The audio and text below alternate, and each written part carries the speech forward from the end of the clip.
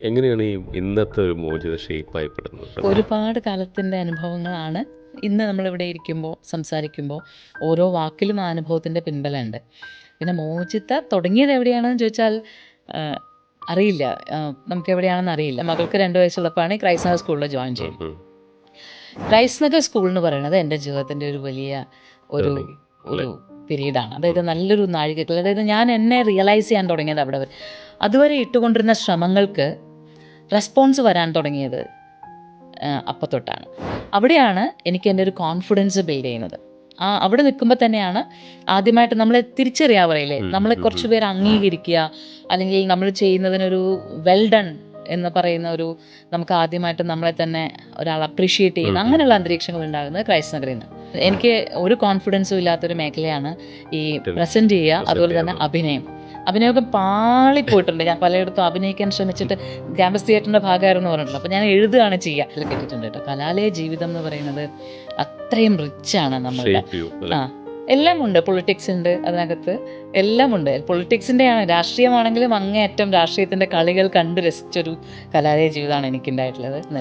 അപ്പം നമ്മളിങ്ങനെ അതിനെ പറയുകയാണ്, ഇതിനേക്കാൾ നല്ലത് എല്ലാ മനുഷ്യരുടെയും തൈറോയ്ഡ് ഗ്രന്ഥിയിൽ ഒരു മുറിവ് വരുത്താൻ മന്ത്രിമാർ കത്തിയുമായിട്ട് ഇറങ്ങട്ടെ. ഇന്ന് കാണുന്ന ഒരു വീഡിയോ കാണുമ്പോൾ കിട്ടുന്ന ലൈക്കോ കമന്റോ ഒന്നും അന്നില്ല. അന്ന് ഒരാള് ഒരു കത്ത് പോലും വരില്ല. അമൃത ടി വിയിൽ പ്രോഗ്രാം ചെയ്യുന്ന സമയത്ത് രാവിലെ ഉദയാമൃതത്തിന് വ്യൂവർഷിപ്പ് ഉണ്ടോ എന്ന് നമുക്കറിയില്ല. അപ്പം നമ്മൾ വലുതായിട്ട് സ്വപ്നം കാണേണ്ടതിൻ്റെ ആവശ്യകതയുണ്ട് എന്ന് എന്നെ പഠിപ്പിക്കുന്ന രചയാണ്. നമ്മളെല്ലാവരെയും അങ്ങനെയാണ്. ജീവിത അനുഭവങ്ങളാണ് ഷേപ്പ് ചെയ്യേണ്ടത് ഒരാളുടെ ജീവിതത്തിലെ യാത്ര എന്ന് പറയുന്നത് അയാൾ ജനിക്കുന്ന നിമിഷം മുതൽ. കാരണം അച്ഛൻ്റെ ബീജത്തിൽ നിന്ന് അമ്മയുടെ ഗർഭപാത്രത്തിലേക്ക് നമ്മൾ യാത്ര ചെയ്യല്ലേ ചെയ്യുന്നത്. അപ്പോഴും തൊട്ട് തുടങ്ങുകയാണ് നമ്മുടെ ട്രാവലിംഗ് എന്ന് പറയുന്നത്. പിന്നെ അടുത്ത് അമ്മയുടെ ഗർഭപാത്രത്തിൽ നിന്ന് പുറത്തേക്ക്. നമസ്തേ, എല്ലാവർക്കും യതീഷയിലേക്ക് സ്വാഗതം. എന്നത്തെയും പോലെ ചില ബന്ധങ്ങൾ, അത് നമ്മൾ പറയും പൂർവ്വജന്മ സൗഹൃദം എന്നൊക്കെ പറയും, അല്ലെങ്കിൽ ബന്ധങ്ങൾ എന്ന് പറയും. അതേപോലത്തെ ഒരു ബന്ധം ചിലപ്പോൾ തോന്നും സ്വന്തം ചേച്ചിയായിട്ടോ, അല്ലെങ്കിൽ ചിലപ്പോൾ തോന്നും ഒരു ഗുരുനാഥയായിട്ടൊക്കെ തോന്നുന്ന, ഫീൽ ചെയ്യുന്ന ഒരാൾ. ഒത്തിരി തവണ ഞാനത് എനിക്ക് ഈ യൂട്യൂബ് അല്ലെങ്കിൽ ഇങ്ങനൊരു പോഡ്കാസ്റ്റ് സംവിധാനം തുടങ്ങുന്ന തുടക്കം മുതലേ ആദ്യമായിട്ട് കൊണ്ടുവരണമെന്ന് ആഗ്രഹിക്കുന്ന, അല്ലെങ്കിൽ ഇത് തുടങ്ങുന്നതിന് മുന്നേ അനുഗ്രഹം മേടിച്ചിട്ടുള്ള 2 പേരിലൊരാളാണ് ഇന്ന് നമ്മുടെ മുന്നിൽ. കൂടുതൽ ഇൻട്രൊഡക്ഷൻ ഞാൻ നടത്തുന്നതിനേക്കാൾ നമുക്ക് സാധാരണ നമ്മളെല്ലാ പോഡ്കാസ്റ്റിലും ഗസ്റ്റിൽ നിന്ന് അറിയുന്ന ഒരു മെത്തേഡിലേക്ക് തന്നെ കിടക്കാം. എല്ലാവർക്കും സ്വാഗതം. ഇന്ന് നമ്മുടെ ഒപ്പം ഉള്ളത് മോചിത പ്രകൃതി എന്നറിയപ്പെടുന്ന മോചി ചേച്ചി. നമസ്തേ. കുറേ തവണ കാണണം, പോഡ്കാസ്റ്റ് ചെയ്യണം. ഒരുപാട് പേർക്ക് കമൻറ്റ് ചെയ്തിട്ടുണ്ടായിരുന്നു. അങ്ങനെ അറിയുന്ന ചേച്ചിനെ അറിയുന്നവരും അല്ലെങ്കിൽ കോമൺ ആയിട്ട് അറിയുന്നവരൊക്കെ എന്തുകൊണ്ട് മോചി ചേച്ചി പോഡ്കാസ്റ്റിൽ വരുന്നില്ല, നിങ്ങൾ പിണങ്ങിയോ? അങ്ങനെയൊക്കെ ഉണ്ടല്ലോ ആൾക്ക് ഒരു എഴുതാപ്പുറം വായിക്കുന്ന പോലെ. പിന്നെ നമ്മൾ സമയമായിട്ടില്ല എന്നുള്ളത് ഇപ്പോഴും എന്താ പറയുക, നമ്മളെ സ്റ്റുഡിയോയിലല്ല ചെയ്യുന്നത് അല്ലേ സമയം, ചേച്ചിയുടെ യാത്ര. അപ്പം ഞാൻ ഇന്നലെ റിജിയോട് പറഞ്ഞ പോലൊരു കാര്യം, എവിടെയാണ് നടത്തേണ്ടതെന്നുള്ളതെല്ലാം ഡിസൈഡ് ചെയ്യുന്നത് ചേച്ചി തൊട്ട് മുന്നേ പറഞ്ഞ ആ ഒരു ക്രാഫ്റ്റ് മാൻ അല്ലേ, ആ ഒരു ക്രാഫ്റ്റ് ചെയ്യുന്ന ആൾ മുകളിലുണ്ട്, എല്ലാം ഡിസൈൻ ചെയ്യുന്ന ഒരാളുണ്ട്. അത് എപ്പോഴാണ് സംഭവിക്കേണ്ടതെന്നുള്ള സമയം തീരുമാനിച്ചിട്ടുണ്ട്. അത് അവിടെയാണ് നടക്കുള്ളൂ. അത് എന്താണ് സംസാരിക്കേണ്ടത്, അതിനിടയിൽ നമ്മൾ തമ്മിൽ എങ്ങനെ പാകപ്പെടണം, ഇതിനകത്ത് എന്തൊക്കെ പറയണം, ഇതൊക്കെ പ്രീ ഡിസൈൻഡ് ആണെന്ന് വിചാരിക്കുമ്പോൾ ഒരു രസമാണ് നമ്മളിവിടെ ഇരിക്കുമ്പോഴേ. കാരണം കൈലാസ യാത്ര കഴിഞ്ഞിട്ട് ഞാൻ ഉടൻ തന്നെ ചെയ്യണമെന്നാണെന്ന് എന്ന് വെച്ചാൽ യാത്രയ്ക്ക് പോയ ഒരാളും 2-3 ആൾക്കാരെ വിളിച്ചു. ഭയങ്കര രസകരമായ യാത്രയായിരുന്നു. അപ്പോൾ എന്താ പറ്റി അറിയോ, പ്രേം വിളിക്കുമ്പോൾ കൈലാസയാത്ര കഴിഞ്ഞിട്ട് ഒരു അവസ്ഥയുണ്ട്. അതെനിക്ക് തോന്നുന്നു കൈലാസം പോകുന്ന എല്ലാവർക്കും ഉണ്ടാവുന്നൊരു അവസ്ഥയാണ്. നമ്മൾ വല്ലാത്തൊരു മൗനത്തിൻ്റെ ചെപ്പിലേക്ക് ഇങ്ങനെ ആണ്ടുപോകും. പിന്നെ ഒന്നും സംസാരിക്കേണ്ട, ഒന്നും വേണ്ട നമുക്ക്. ഇനി സംസാരിക്കാൻ ശ്രമിച്ചാൽ തന്നെ നമ്മളെന്താ പറയുക, വളരെ ശ്രമിച്ചാലാണ് ഒരു വാക്ക് പുറത്തേക്ക് വരിക. വളരെ ശ്രമിക്കണം, നമ്മൾ ഒരുപാട് വർക്ക് ചെയ്യണം അവിടെ. ഒരു വാക്ക് പുറപ്പെടുന്നതൊക്കെ എവിടെ നിന്നാണ്, ചിന്ത എന്താണ്, ഇതൊക്കെ നമുക്ക് മനസ്സിലാവുന്ന ഒരു സമയം അത്. അപ്പോൾ ഒന്നും സംസാരിക്കാൻ പറ്റാത്ത ഒരു അവസ്ഥ. ആ അവസ്ഥയിലാണ് എന്നെ ആദ്യം വിളിക്കുന്നത്. അപ്പോൾ അതാണ് ഞാൻ പറഞ്ഞത്, ഇപ്പം വേണ്ട, അത് ശരിയാവില്ല, സംസാരിക്കാൻ പറ്റില്ല. പിന്നെ നമ്മളിങ്ങനെ തയ്യാറായിരുന്ന് സംസാരിക്കാൻ പറഞ്ഞാൽ അതെൻ്റെ ഒരു ശീലത്തിലില്ല. നമ്മളിങ്ങനെ വളരെ പ്രിപ്പയർ അതെ ആയിട്ട് അതെ അങ്ങനെ അതെ അതെ അതെ അതെ അങ്ങനെ അതെ സംസാരിക്കുമ്പോൾ അതെ ശരിക്കും കോൺഷ്യസ് ആയി മാറും. അതെ അതെ അങ്ങനെ കോൺഷ്യസ്നെസ് പഠിപ്പിക്കുന്നത് കോൺഷ്യസ്നെസ് കംപ്ലീറ്റ് കോൺഷ്യസ്നെസ് വേറെ, വേറെ, നമ്മൾ കോൺഷ്യസ് സംസാരിക്കുമ്പോൾ ആവുന്നത് അതെ അതെ ശബ്ദം അതെ വരുന്നത് വേറെ. നമ്മൾ ജെനുവിനായിട്ട് സംസാരിക്കുന്നതും കോൺഷ്യസ്നെസ്സിനകത്ത് ഒന്നുമില്ലല്ലോ, സംസാരവും ഇല്ല, വാക്കും ഇല്ല, ഒന്നുമില്ല. ഒന്നുമില്ല. അപ്പോൾ നമുക്ക് എന്തായാലും ഒത്തിരി പേർക്ക് അറിയുന്ന ഫേസ് കൊണ്ട് അറിയുന്നതാണ്. കാരണം എനിക്കിപ്പോഴും ഓർമ്മയുള്ളത് അമൃതയുടെ കാലഘട്ടത്തിൽ ഉദയാമൃതം അല്ലേ, അങ്ങനൊരു പ്രോഗ്രാമുമായിട്ട് പലർക്കും അറിയണ്ടാവില്ല. പലരും ചിന്തിക്കുന്ന അച്ഛൻ പോലും ചിന്തിച്ചിട്ടുണ്ടാവാം അമൃതയുടെ എംപ്ലോയി ആണെന്നാണ്. കാരണം അതെ. അന്ന് അങ്ങനെ ഒരു പ്രോഗ്രാം ഷെഡ്യൂൾസ് ഒന്നും നമുക്ക് ആർക്കും അറിയുന്നത്, ഇന്ന് കുറേ ആൾക്കാർക്ക് അറിയാം. അപ്പോൾ ആ ഒരു കാലഘട്ടം വെച്ചാൽ ഞാൻ ആ കാലഘട്ടത്തിന് മുന്നിലോട്ടാണ് പോകാൻ ആഗ്രഹിക്കുന്നത്. എങ്ങനെയാണ് ഈ ഇന്നത്തെ ഒരു മോചിത ഷേപ്പായിപ്പെടുന്നത്? എവിടെ നിന്നാണ് തുടക്കം? ഒരുപാട് കാലത്തിൻ്റെ അനുഭവങ്ങളാണ് ഇന്ന് നമ്മളിവിടെ ഇരിക്കുമ്പോൾ സംസാരിക്കുമ്പോൾ ഓരോ വാക്കിലും ആ അനുഭവത്തിൻ്റെ പിൻബലമുണ്ട്. പിന്നെ മോചിത തുടങ്ങിയത് എവിടെയാണെന്ന് ചോദിച്ചാൽ ആ, അറിയില്ല. നമുക്ക് എവിടെയാണെന്ന് അറിയില്ല. എപ്പോൾ തുടങ്ങി, ഏത് ജന്മത്തിലാണ് ഈ അന്വേഷണങ്ങൾ തുടങ്ങിയത്, എവിടെ നിന്നാണ് നമ്മുടെ ശരിക്കുള്ള വഴി വന്നത്, ഒന്നും അറിയില്ല. ഈ ജന്മത്തിൽ ഓർമ്മയുള്ള കാലം തൊട്ടല്ലേ നമുക്ക് പറയാൻ പറ്റും. അത് തീർച്ചയായിട്ടും. ഓർമ്മയുള്ള കാലം തൊട്ട് നമ്മൾ കഥകളുടെ, പുരാണങ്ങളുടെ, പിന്നെ ജീവിതാനുഭവങ്ങളുടെ, വേദനകളുടെ, ഇല്ലായ്മകളുടെ ഒക്കെ ഒരു പശ്ചാത്തലത്തിലാണ് ജീവിക്കുന്നത്. കാണുന്നതും അറിയുന്നതും അനുഭവിക്കുന്നതും ഒക്കെ അങ്ങനെ തന്നെയാണ്. അപ്പോൾ ഞാൻ ജനിച്ചിരിക്കുന്ന ഒരു കുടുംബം എന്ന് പറയുന്നത് അച്ഛൻ്റെയും അമ്മയുടെയും നോക്കില്ല, അമ്മയുടെ കുടുംബത്തിൽ കൂടുതൽ കലാകാരന്മാരാണ്. അമ്മയുടെ കുടുംബമായിട്ടായിരുന്നു കൂടുതൽ, നമുക്ക് അച്ഛൻ്റെ കുടുംബമായിട്ടും തീർച്ചയായിട്ടും അടുപ്പമുണ്ടെങ്കിലും അച്ഛൻ്റെ കുടുംബത്തിൽ ഉള്ളതിനേക്കാൾ കൂടുതൽ കലാകാരൻ അമ്മയുടെ കുടുംബത്തിലുണ്ട്. അപ്പോൾ അമ്മ കലാകാരിയാണ്, എൻ്റെ അച്ഛൻ നന്നായി പാടും, നല്ലൊരു കലാകാരനാണ് അച്ഛനും. അപ്പോൾ അങ്ങനൊരു കലയുടെ പശ്ചാത്തലം, നൃത്തം, പിന്നെ അല്ലെങ്കിൽ പാരായണങ്ങൾ, സപ്താഹങ്ങൾ, ഇങ്ങനെയൊക്കെയുള്ള ഒരു കുടുംബാന്തരീക്ഷം. അപ്പോൾ അതിനുള്ളിൽ കലയ്ക്ക് മാത്രം പ്രാധാന്യം കൊടുക്കും. ഇപ്പോൾ എൻ്റെ അമ്മയുടെ കുടുംബത്തിൽ എല്ലാവരും തന്നെ കലാകാരന്മാരാണ്. ഒരാൾ പിന്നെ മൃദംഗം വായിക്കും, ഒരാൾ അല്ലെങ്കിൽ പാട്ട് പാടും, അല്ലെങ്കിൽ ഒരാൾ ഡാൻസ് ചെയ്യും. ഇങ്ങനെയൊക്കെയുള്ളൊരു ഒരു പാരമ്പര്യത്തിൽ വരുമ്പോൾ സ്വാഭാവികമായിട്ടും കണ്ടും പരിചയിച്ചും ഒക്കെ വരുന്നൊരു കലയുടെ പശ്ചാത്തലമുണ്ട് നമ്മുടെ ജീവിതത്തിൽ. കലാകാരിയാവുക എന്നുള്ളതിനപ്പുറത്തല്ലാത്ത വേറൊന്നിനെക്കുറിച്ചും സ്വപ്നമേ കാണണ്ടാത്ത ആവശ്യമില്ല. അതായത് നമുക്ക് മറ്റൊരു പ്രൊഫഷനൊന്നും ആലോചിക്കേണ്ട, ഒരു കലാകാരി തികഞ്ഞ കലാകാരിയായി മാറുക എന്നുള്ളതാണ്. അങ്ങനെ ഒരു നർത്തകിയാവുക എന്നുള്ള ലക്ഷ്യത്തോടു കൂടിയിട്ടാണ് ജീവിതം ആരംഭിക്കുന്നത്. പിന്നെ 4ാം ക്ലാസ്സിൽ പഠിക്കുമ്പോൾ ഒരിക്കൽ ഒരു റേഡിയോ പ്രോഗ്രാം, അതും അമ്മ തന്നെ കമ്പോസ് ചെയ്തൊരു റേഡിയോ പ്രോഗ്രാം ഞാൻ ആകാശവാണിയിൽ അവതരിപ്പിക്കുകയും അന്ന് ശബ്ദം കേട്ടിട്ട് ഇഷ്ടമായിട്ട് അന്നവിടെ പ്രോഗ്രാം പ്രൊഡ്യൂസറായിരുന്ന തങ്കച്ചൻ എന്ന് പറഞ്ഞ സാറ് പറഞ്ഞിട്ട് ഞാനൊരു ചൈൽഡ് ആർട്ടിസ്റ്റായിട്ട് ജോയിൻ ചെയ്യണം. അപ്പോൾ അങ്ങനെ ശബ്ദത്തിലാണ് ആദ്യത്തെ, അതായത് നമ്മളൊരു പ്രൊഫഷൻ എന്ന് പറഞ്ഞിട്ട് ആദ്യമായിട്ട് ചെല്ലുന്നത് 4ാം ക്ലാസ്സിൽ 4ാം ക്ലാസ്സിൽ പഠിക്കുന്ന സമയത്താണ് ARൽ ജോയിൻ ചെയ്യുന്നത്. അവിടുന്ന് പിന്നെ 10ാം ക്ലാസ് വരെയും ARൽ നിരന്തരമായിട്ട് മാസത്തിൽ 2 പ്രോഗ്രാംസ് എങ്കിലും ചെയ്യുന്ന രീതിയിലാണ്. പിന്നെ ഇതിനോടൊപ്പം നർത്തകിയാകണം എന്നുള്ള ആഗ്രഹത്തോടു കൂടി, തീക്ഷ്ണമായ ആഗ്രഹമാണ്, ചെറിയ രീതിയിലുള്ള ആഗ്രഹം. നർത്തകിയാവുക എന്നുള്ളത് അത്ര തീക്ഷ്ണമായി നമ്മൾ പറയില്ല, ഒരു പാഷൻ, ഫയർ എന്ന് പറയുന്ന പോലെ. അങ്ങനെയാണ് നൃത്തത്തെക്കുറിച്ച്, നൃത്തമാണ് അഭ്യസിച്ചുകൊണ്ടിരുന്നത്, നൃത്തമാണ് എല്ലാത്തിലും, ഊണിലും ഉറക്കത്തിലും നൃത്തം എന്നിരുന്നൊരു കാലം. അതൊരു 10ാം ക്ലാസ്സൊക്കെ കഴിഞ്ഞപ്പോൾ തൊട്ട് അത് കൂടുതലായിട്ട് നമ്മൾ എന്താണ് നൃത്തത്തിൽ കൂടുതൽ ആഴത്തിൽ പഠിക്കണം എന്നുള്ള ചിന്ത ഒക്കെ വരുന്നത്. പിന്നെ വിമൻസ് കോളേജിലാണ് പ്രീ ഡിഗ്രി ചെയ്യുന്നത്.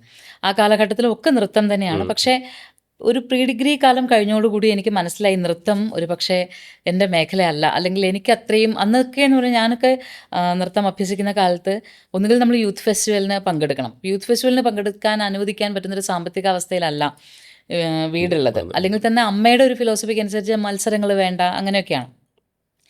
മത്സരങ്ങളില്ലെങ്കിൽ പിന്നെ എന്താണ് നൃത്തം പഠിച്ചിട്ട് എന്താണ് എന്നുള്ള അതാണ്.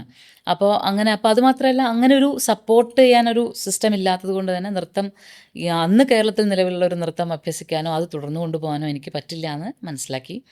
അത് കഴിഞ്ഞിട്ടാണ് ഞാൻ കുറച്ചുകൂടി ഒരു സമകാലീനമായിട്ടുള്ള നൃത്തരൂപങ്ങളെക്കുറിച്ചുള്ള അന്വേഷണം നടത്തുകയും അങ്ങനെ ദക്ഷാഷേത് എന്ന് പറയുന്ന ഡാൻസറുടെ കമ്പനിയിലെ പെർഫോമറായിരുന്നു ഞാൻ. ഒരു 17 വയസ്സ് മുതൽ ഒരു 2-3 വർഷക്കാലം. പക്ഷേ അതെൻ്റെ ലൈഫിലെ ഒരു നല്ല പീരീഡാണ്. കാരണം വെച്ചാൽ ഒരുപാട് ഫോറിനേഴ്സ് വരുമായിരുന്നു, അവരുടെ യോഗ മെഡിറ്റേഷൻ ക്ലാസ്സസ് അറ്റൻഡ് ചെയ്യാൻ പറ്റുമായിരുന്നു. പിന്നെ ആ സമയത്ത് തന്നെ നമുക്ക് കുറച്ച് കൂടുതൽ യാത്രകൾ ചെയ്യാൻ പറ്റുമായിരുന്നു. അപ്പോൾ ഋഷി വാലിയിലേക്ക് പോവുക, അങ്ങനെയുള്ള കാര്യങ്ങളിലൊക്കെ പോയി മെഡിറ്റേഷൻ കോഴ്സുകൾ ചെയ്യുക. അതുപോലെ തന്നെ യോഗ ബേസ് ചെയ്തിട്ടുള്ള വളരെ ഏറ്റവും നന്നായിട്ട് യോഗ അഭ്യസിക്കാൻ പറ്റുന്ന ഒരു അവസ്ഥയിലേക്ക് എത്തുക, അങ്ങനെയൊക്കെയുള്ളൊരു കാലം ഉണ്ടായിരുന്നു.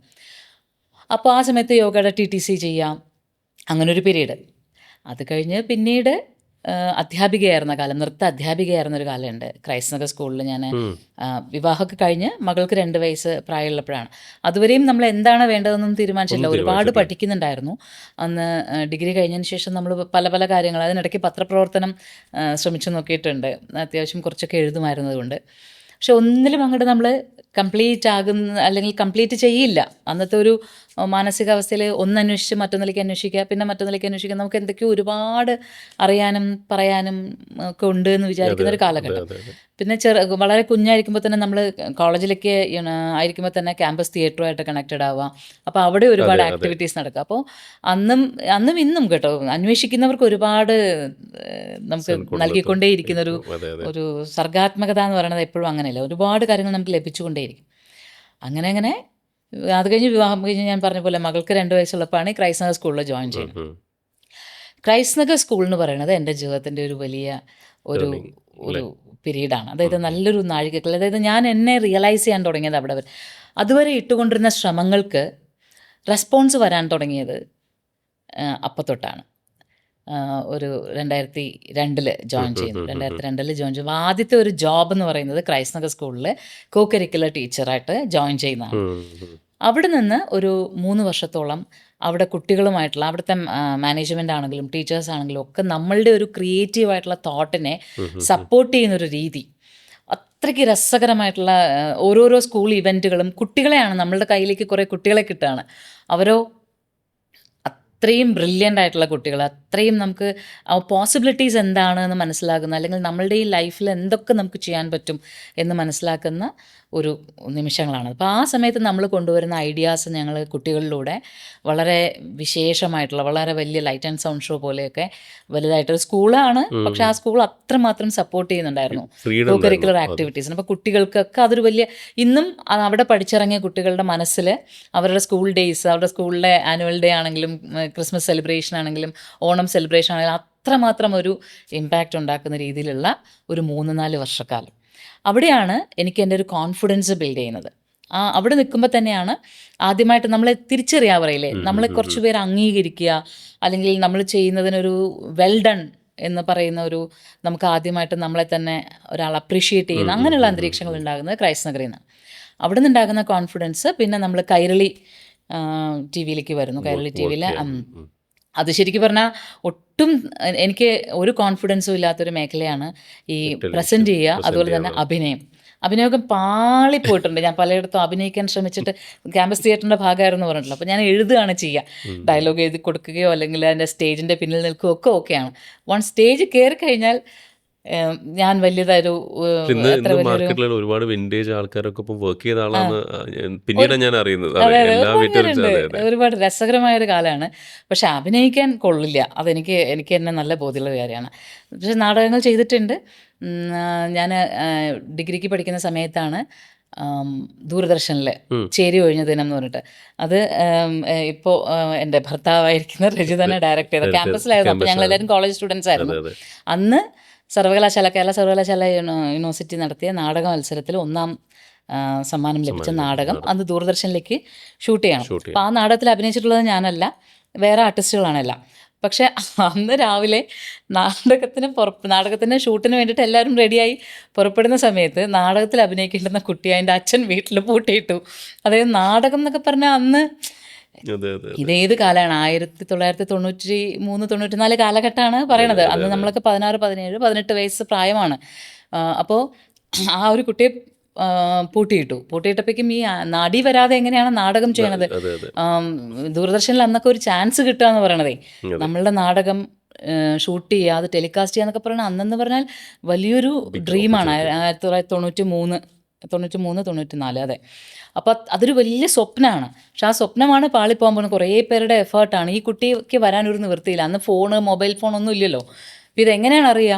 അപ്പോൾ ഞാനാണ് പോയിട്ട് ആ കുട്ടിയുടെ വീട്ടിൽ പോയിട്ട് ചോദിക്കുമ്പോഴാണ് അതിൻ്റെ അച്ഛൻ വല്ലാണ്ട് വയലൻ്റ് ആയിട്ട് നിൽക്കണം. ഇല്ല പറ്റില്ല, അങ്ങനെ കല്യാണം കഴിപ്പിച്ചുകൂടെ എൻ്റെ കൊച്ചിനെ നാടകത്തിൽ എന്നൊക്കെ പറഞ്ഞ് ദൂരദർശനിലൊക്കെ വന്നു കഴിഞ്ഞാൽ എല്ലാവരും അറിയും, അതുകൊണ്ട് അങ്ങനെ പറ്റില്ല എന്നൊക്കെ പറഞ്ഞ്, അത് മറ്റ് ക്യാമ്പസ് ആയതുകൊണ്ടാണ് പുള്ളി ആദ്യം വിട്ടത്. പിന്നെ ദൂരദർശനാകുമ്പോൾ പറ്റില്ല. അങ്ങനെ പെട്ടെന്നൊരു അനിശ്ചിതത്വം വന്നില്ല, എന്താ വേണ്ടതെന്നറിയില്ല. പെട്ടെന്ന് ആ നാടകം. കാരണം ഞാൻ ഈ നാടകത്തിൻ്റെ റിഹേഴ്സലോട്ടേ കൂടുതലുണ്ട്, ഡയലോഗ് മുഴുവൻ എഴുതി കൊടുക്കണം ഞാനാണ്. അപ്പം എനിക്കറിയാം ഡയലോഗുകൾ മുഴുവൻ. പെട്ടെന്ന് പറഞ്ഞു ഇനി വേറെ ഓപ്ഷനില്ല, മോചിത അങ്ങോട്ട് അഭിനയിക്കാം. അങ്ങനെയാണ് മോചിത നാടകത്തിൽ അഭിനയത്തിലേക്ക് കയറുന്നത്. അന്നത് ഒപ്പിച്ചു എന്നുള്ളതല്ലാതെ അന്ന് നമുക്ക് ഡയലോഗുകളെല്ലാം കാണാപ്പാടാണ്, പിന്നെ സിറ്റുവേഷൻസ് എല്ലാം അറിയാം. തൽക്കാലം ആ ചാൻസ് നമുക്ക് ദൂരദർശനിൽ നമുക്ക് ചെയ്യാൻ പറ്റില്ല എന്ന് പറയാനാവില്ലല്ലോ, നമ്മളൊരു വലിയ അവസരമല്ലേ. അതങ്ങനെ മോശമാക്കിയില്ല, നന്നാക്കി ചെയ്തു. അങ്ങനെയാണ് എൻ്റെ അഭിനയത്തിൻ്റെ ആദ്യത്തെ എക്സ്പീരിയൻസ്. അത് കഴിഞ്ഞ് അങ്ങനെയുള്ള ഒരുപാട് എക്സ്പീരിയൻസസ് നമുക്ക് ആ കാലഘട്ടത്തിൽ കിട്ടിയിട്ടുണ്ട് കേട്ടോ. കലാലയ ജീവിതം എന്ന് പറയുന്നത് അത്രയും റിച്ചാണ് നമ്മളുടെ. എല്ലാം ഉണ്ട്, പൊളിറ്റിക്സ് ഉണ്ട് അതിനകത്ത്, എല്ലാം ഉണ്ട്. പൊളിറ്റിക്സിൻ്റെയാണ്, രാഷ്ട്രീയമാണെങ്കിലും അങ്ങേയറ്റം രാഷ്ട്രീയത്തിൻ്റെ കളികൾ കണ്ട് രസിച്ചൊരു കലാലയ ജീവിതമാണ് എനിക്കുണ്ടായിട്ടുള്ളത്. പിന്നെ അതുപോലെ തന്നെ ഒരുപാട് നമ്മളുടെ സൂപ്പർ സീനിയർ ആയിട്ടുള്ളവരെല്ലാവരും തന്നെ അന്നത്തെ ഒരു അറിയപ്പെടുന്ന കലാകാരന്മാർ, കവികൾ, പിന്നെ ചിന്തകർ. അപ്പോൾ അവരൊക്കെ ഒത്തുകൂടുന്ന വൈകുന്നേരങ്ങൾ നമ്മളുടെ ഒരു വലിയ അനുഗ്രഹമാണ്. അന്നൊക്കെ നമ്മൾ 17-18 വയസ്സാകുമ്പോൾ തന്നെ വളരെ മെച്ചുവേർഡായിട്ടുള്ള ആൾക്കാരായിട്ടാണ് ആലോചിക്കുന്നതും ചിന്തിക്കുന്നതും ഒക്കെ. കുട്ടിക്കളികളല്ല അധികവും. നമ്മൾ എന്താണ് വളരെ മെച്ചുവേർഡായിട്ട് കലയ്ക്ക് നമ്മൾ എന്താണ് സമ്മാനിക്കുന്നത്, നാടകത്തിന് എന്താണ് ചെയ്യേണ്ടത്, അല്ലെങ്കിൽ സിനിമയ്ക്ക് എന്താണ് ചെയ്യേണ്ടതെന്നൊക്കെ വളരെ ഗൗരവമായിട്ട് ചർച്ച നടക്കുന്ന കാലഘട്ടത്തിൽ ജീവിക്കാൻ പറ്റി എന്നുള്ളതൊരു വലിയ അനുഗ്രഹമാണ്. അത് കഴിഞ്ഞിട്ടാണ് കൈരളിയിൽ പ്രോഗ്രാം ആയിട്ട് വരുന്നത്. അത് ശരിക്കും പറഞ്ഞാൽ ഞാൻ പറഞ്ഞില്ലേ, എനിക്കിങ്ങനെ ഒരു പ്രോഗ്രാം അവതരിപ്പിക്കുക അല്ലെങ്കിൽ ഒരു ആങ്കർ എന്നൊക്കെ പറയുന്ന അതിനൊരുപാട് കാര്യങ്ങൾ ശ്രദ്ധ വെക്കണ്ടേ. നമ്മളുടെ ഒരു ലുക്ക് ഒക്കെ അതിലൊന്നും ശ്രദ്ധ വയ്ക്കാത്ത ഒരാളായിരുന്നു ഞാൻ. അപ്പോൾ അതുകൊണ്ട് തന്നെ എനിക്കതൊന്നും ചെയ്യാൻ പറ്റുമെന്ന് വിചാരിച്ചിട്ടും ഉണ്ടായിരുന്നില്ല. അതും ഈ പറഞ്ഞ പോലെ നാടകത്തിന് നടിയെ പൂട്ടിയിട്ടപ്പോൾ നടിയാകേണ്ടി വന്നു എന്ന് പറയുന്ന പോലെയുള്ള ചില സാഹചര്യങ്ങളിൽ പ്രസൻറ്റ് ചെയ്ത് തുടങ്ങിയതാണ്. പക്ഷെ അതൊക്കെ ഇൻ്റർവ്യൂസ് ആയിരുന്നു. ഇൻ്റർവ്യൂ എന്ന് പറഞ്ഞാൽ അതും നല്ലൊരു പീരീഡാണ് കൈരളിയിൽ. ഇൻ്റർവ്യൂ ചെയ്യാന്ന് വെച്ചാൽ ഇപ്പോൾ ഇന്ന് രാവിലെ കൃഷിയുമായിട്ട് രാവിലെ 1-2 ഇൻ്റർവ്യൂസ് ഒരുമിച്ച് എടുത്ത് വെക്കും. അങ്ങനെ എല്ലാ ദിവസവും ഏർലി മോർണിംഗ് പോകുന്നതാണ് ഈ പ്രോഗ്രാംസ്. അപ്പോൾ ഇൻ്റർവ്യൂസാണ് മെയിൻ. പിന്നെ ചെറിയ ചെറിയ പ്രോഗ്രാം സെഗ്മെൻറ്റുകൾക്ക് നമ്മൾ ഭാഷയും കൊടുക്കണം, ഒരു കമൻറ്റും കൊടുക്കണം. ശബ്ദമല്ല, പ്രസൻറ്റ് ചെയ്യണം. അപ്പോൾ ഈ ഗസ്റ്റ് വരും. ഇപ്പോൾ രാവിലെ വരുന്ന ഗസ്റ്റ് കൃഷിയുമായിട്ട് ബന്ധപ്പെട്ട ഒരാളായിരിക്കും. കൂണ് കൃഷി ചെയ്യുന്ന ഒരാൾ, രാവിലത്തെ ഒരു ഇൻ്റർവ്യൂ. ഉച്ചയ്ക്കത്തെ ഇൻ്റർവ്യൂ കഥകളി നടനായിരിക്കും. അത് കഴിഞ്ഞിട്ട് ഒരു ദിവസം 4 ഇൻ്റർവ്യൂ എടുക്കും, 4 മേഖല. അപ്പം നമ്മൾ കൂണ് കൃഷിയെക്കുറിച്ചും മനസ്സിലാക്കിയിരിക്കണം, അതിൻ്റെ എൻഡ് കാര്യങ്ങളും മനസ്സിലാക്കിയിരിക്കണം. അതേപോലെ കഥകളി നടനോട് ചോദിക്കുമ്പോൾ അത്രയും അപ്പോൾ ഇതിൽ നമ്മൾ പ്രിപ്പയർ ചെയ്യാൻ തുടങ്ങിയപ്പോൾ നമ്മളുടെ തന്നെ ചിന്തകൾ, അതിൻ്റെ സാധ്യതകൾ ഇപ്പോൾ പ്രേമിന് മനസ്സിലാകുന്നുണ്ടാവും. ലൈക്ക് ഒരാളെ ഒരു ഇൻ്റർവ്യൂ ചെയ്യാനായിട്ട് ഒരാളെ ഇരുത്തുമ്പോൾ ആ ആളുടെ തലങ്ങളെ നമ്മൾ മനസ്സിലാക്കിയിട്ട് ആ തലങ്ങൾക്കനുസരിച്ച് ചോദ്യം ചോദിക്കണമെങ്കിൽ നമ്മൾ ആ വിഷയത്തിൽ ഒരുവിധം കാര്യങ്ങൾ മനസ്സിലാക്കിയാലേ പറ്റുള്ളൂ. വെറുതെ എങ്കിലും ഒരു 10% നോളജൊക്കെ കൊണ്ടിരിക്കാൻ പറ്റില്ല. അത്യാവശ്യം കൂൺ കൃഷിയെക്കുറിച്ച് പഠിക്കണം, അതേസമയം കഥകളി പഠിക്കണം. അങ്ങനെ വളരെ രസകരമായിട്ടുള്ള ചില ഗസ്റ്റൊക്കെ ചിലപ്പോൾ വരും. അപ്പോൾ ഇതെല്ലാം നമ്മൾ പഠിച്ചു വയ്ക്കണം. അപ്പോൾ ഈ ഒരു ദിവസത്തെ ഇൻ്റർവ്യൂ കഴിയുമ്പോൾ തന്നെ നമ്മളിൽ അത്രയും ഇൻഫർമേഷൻസ്, നമ്മളിൽ അത്രയും ഒരു അറിവ് വരാം. പിന്നെ നമ്മുടെ ലാംഗ്വേജ് കുറെ കൂടി ഷാർപ്പാവാൻ തുടങ്ങി. കുറെ കൂടി ഷാർപ്പായിട്ടുള്ള ഡയലോഗ്സ് നമ്മളിപ്പോൾ ചെറുതായിട്ട് എനിക്കിപ്പോഴും ഓർമ്മയുണ്ട്. കൈരളിയിൽ ഒരു ദിവസത്തെ മോർണിംഗ് പ്രോഗ്രാമിൽ എന്തോ ഒരു രാഷ്ട്രീയ കോൺട്രവേഴ്സി നടന്നുകൊണ്ടിരിക്കുക. എന്തോ വിശപ്പിനെ കുറിച്ചാണ്. ആ ഒരു വിശപ്പ്, മനുഷ്യരിൽ വിശപ്പ് ഇല്ലാതെയാക്കുന്ന, അല്ലെങ്കിൽ വിശപ്പിന് ഭക്ഷണം ലഭിക്കാതെ ഉള്ള ദാരിദ്ര്യത്തെക്കുറിച്ചുള്ള എന്തോ ഒരു വിഷയമാണ്, എനിക്ക് കൃത്യമായിട്ട് ഓർക്കുന്നില്ല. അപ്പം നമ്മളിങ്ങനെ ഇത് പറയുകയാണ്, ഇതിനേക്കാൾ നല്ലത് എല്ലാ മനുഷ്യരുടെയും തൈറോയ്ഡ് ഗ്രന്ഥിയിലൊരു മുറിവ് വരുത്താൻ മന്ത്രിമാർ കത്തിയുമായിട്ട് ഇറങ്ങട്ടെ, വിശപ്പില്ലാത്ത ജനത ഉണ്ടാവാൻ ഇനി അതേ ഉള്ളൂ വഴി എന്നൊക്കെ പറഞ്ഞ് നിർത്തുന്ന അവിടെ നമ്മളുടെ വാക്ക് ഷാർപ്പാവാൻ തുടങ്ങി. കുറെ കൂടി നമ്മൾ ഭാഷ ഉപയോഗിക്കാൻ തുടങ്ങി. കുറെ കൂടി നമ്മുടെ പ്രയോഗങ്ങൾ ഒക്കെ പാകപ്പെട്ടു തുടങ്ങി. 1 വർഷം ഉണ്ടായിരുന്നുള്ളൂ കൈരളിയിൽ. അത് കഴിഞ്ഞിട്ടാണ് പിന്നെ അമൃതയിലും ഈ പറഞ്ഞ പോലെ അമൃതയിൽ ഉദയാമൃതം പ്രോഗ്രാം രജി തന്നെ ചെയ്യുന്ന പ്രോഗ്രാമാണ്. അപ്പോൾ നമ്മുടെ പ്രൊഡക്ഷൻ ഹൗസ്, നമ്മൾ ഇൻക്രിയേഷൻ എന്നുള്ള പേരിലൊരു പ്രൊഡക്ഷൻ ഹൗസ് സ്റ്റാർട്ട് ചെയ്തിട്ട് ഏതാണ്ട് അപ്പോൾ ഒരു 3-4 വർഷം ആയിട്ടുണ്ടായിരുന്നു. അപ്പോൾ അതിൻ്റെ പ്രോജക്റ്റുകൾ എപ്പോഴും വിഷ്വൽ മീഡിയയിൽ നിൽക്കുക എന്നുള്ളതൊരു വലിയ ഡ്രീമായിരുന്നു. കലയുമായിട്ട് ബന്ധപ്പെട്ട് വിഷ്വൽ മീഡിയ എന്ന് മാത്രമല്ല, നാടകം, സിനിമ ഒക്കെ. നാടകം കാലക്രമത്തിൽ സിനിമയിലേക്ക് വളരുക എന്നുള്ളതൊരു അന്നത്തെ ഒരു രീതിയായിരുന്നു. അപ്പം നാടകം ചെയ്തുകൊണ്ടിരുന്ന ഒരു ഗ്രൂപ്പിലേക്ക് എത്തിപ്പെടുക, അതിനോടൊപ്പം എപ്പോഴും നിൽക്കുക. അപ്പം അതൊരു കൂട്ടായ സ്വപ്നമായിട്ട് മാറുന്നൊരു കാലഘട്ടത്തിലാണ് ഞങ്ങൾ ഇൻക്രിയേഷൻ എന്നുള്ള പേരിൽ ഒരു ആദ്യം ക്യാമ്പസ് അറീന എന്ന് പറഞ്ഞിട്ട് ക്യാമ്പസിൽ വെച്ച് തന്നെ നമ്മൾ കോളേജിൽ ക്യാമ്പസിലായിരിക്കുന്ന സമയത്ത് തന്നെ എല്ലാവരും ഒരു ഞാൻ പറഞ്ഞല്ലോ 16 വയസ്സ് മുതൽ 19-20 വയസ്സിനകത്ത് പ്രായമുള്ള ഒരു കൂട്ടം ആൾക്കാർ അതെ. ഞങ്ങൾ ചേർന്ന് ഈ ക്യാമ്പസ് അറീന ഉണ്ടാക്കുന്നു. നാടകങ്ങൾ, പിന്നെ ക്യാമ്പസ് റിലേറ്റഡ് ആയിട്ടുള്ള പ്രോഗ്രാംസുകൾ ഒക്കെ ആയിട്ട് നടക്കുന്നു. അത് കഴിഞ്ഞിട്ട് പിന്നീട് കലാലയ ജീവിതം കഴിഞ്ഞ് പിന്നെ പലരും പല വഴിയിലേക്കും പലരും പല പല പല പല പ്രൊഫഷനിലേക്ക് ഇങ്ങനെ മാറി മാറി മാറി പോകുന്നു. ആ പലരും എന്നത് ചുരുങ്ങി ഞങ്ങൾ രണ്ടുപേരിലേക്കാകുന്നു. ഞങ്ങൾ രണ്ടുപേരും ഒരുമിച്ച് ജീവിക്കാൻ തുടങ്ങുന്നു. ഈ ഒരുമിച്ച് ജീവിക്കാൻ തുടങ്ങുന്ന കാലത്ത് ഏറ്റവും വലിയ പ്രശ്നം എന്ന് പറയുന്നത് എല്ലാവരെയും പോലെ തന്നെ സാമ്പത്തികം ആയിട്ടുള്ള ബുദ്ധിമുട്ടുകൾ. അപ്പോൾ ഒരു 16 വയസ്സ് മുതൽ 19 വയസ്സ് വരെ പ്രായമുള്ള കുറേയധികം പേർ, 20 വയസ്സ് വരെയുള്ള. അപ്പോൾ ഞങ്ങളെല്ലാം വളരെ ഗൗരവമായിട്ടാണ് ജീവിതത്തെ കാണുന്നത്, അതുപോലെ നാടകത്തെ കാണുന്നത്. അന്ന് അമച്വർ നാടകങ്ങൾ വളരണം, ഞങ്ങളിലൂടെയാണിത് വളരെ ഉത്തരവാദിത്വ ബോധമുള്ള, അതേപോലെ തന്നെ കല അത്രയും വളർന്ന് കാണണം എന്നുള്ള ചെറിയ രീതിയിലുള്ള ആഗ്രഹങ്ങളല്ല, വളരെ തീക്ഷ്ണമായിട്ട് ആഗ്രഹിക്കുന്ന, അത് ഇന്നത്തെ ചെറുപ്പക്കാരും അങ്ങനെ തന്നെയാണ് കേട്ടോ. അങ്ങനെ ആഗ്രഹിക്കുന്ന ഒരു കൂട്ടം ആൾക്കാർ ഒത്തുചേർന്ന് ക്യാമ്പസ് തിയേറ്റർ എന്നുള്ള പേരിൽ നമ്മൾ ഒരു ഗ്രൂപ്പ് ഉണ്ടാക്കുകയാണ്. അപ്പോൾ ക്യാമ്പസ് തിയേറ്ററിൻ്റെ പ്രവർത്തനങ്ങൾ, അപ്പോൾ നാടകവുമായിട്ട് ബന്ധപ്പെട്ടും ഒക്കെയുള്ള പ്രവർത്തനങ്ങൾ നടക്കുന്നു കുറച്ചു കാലം.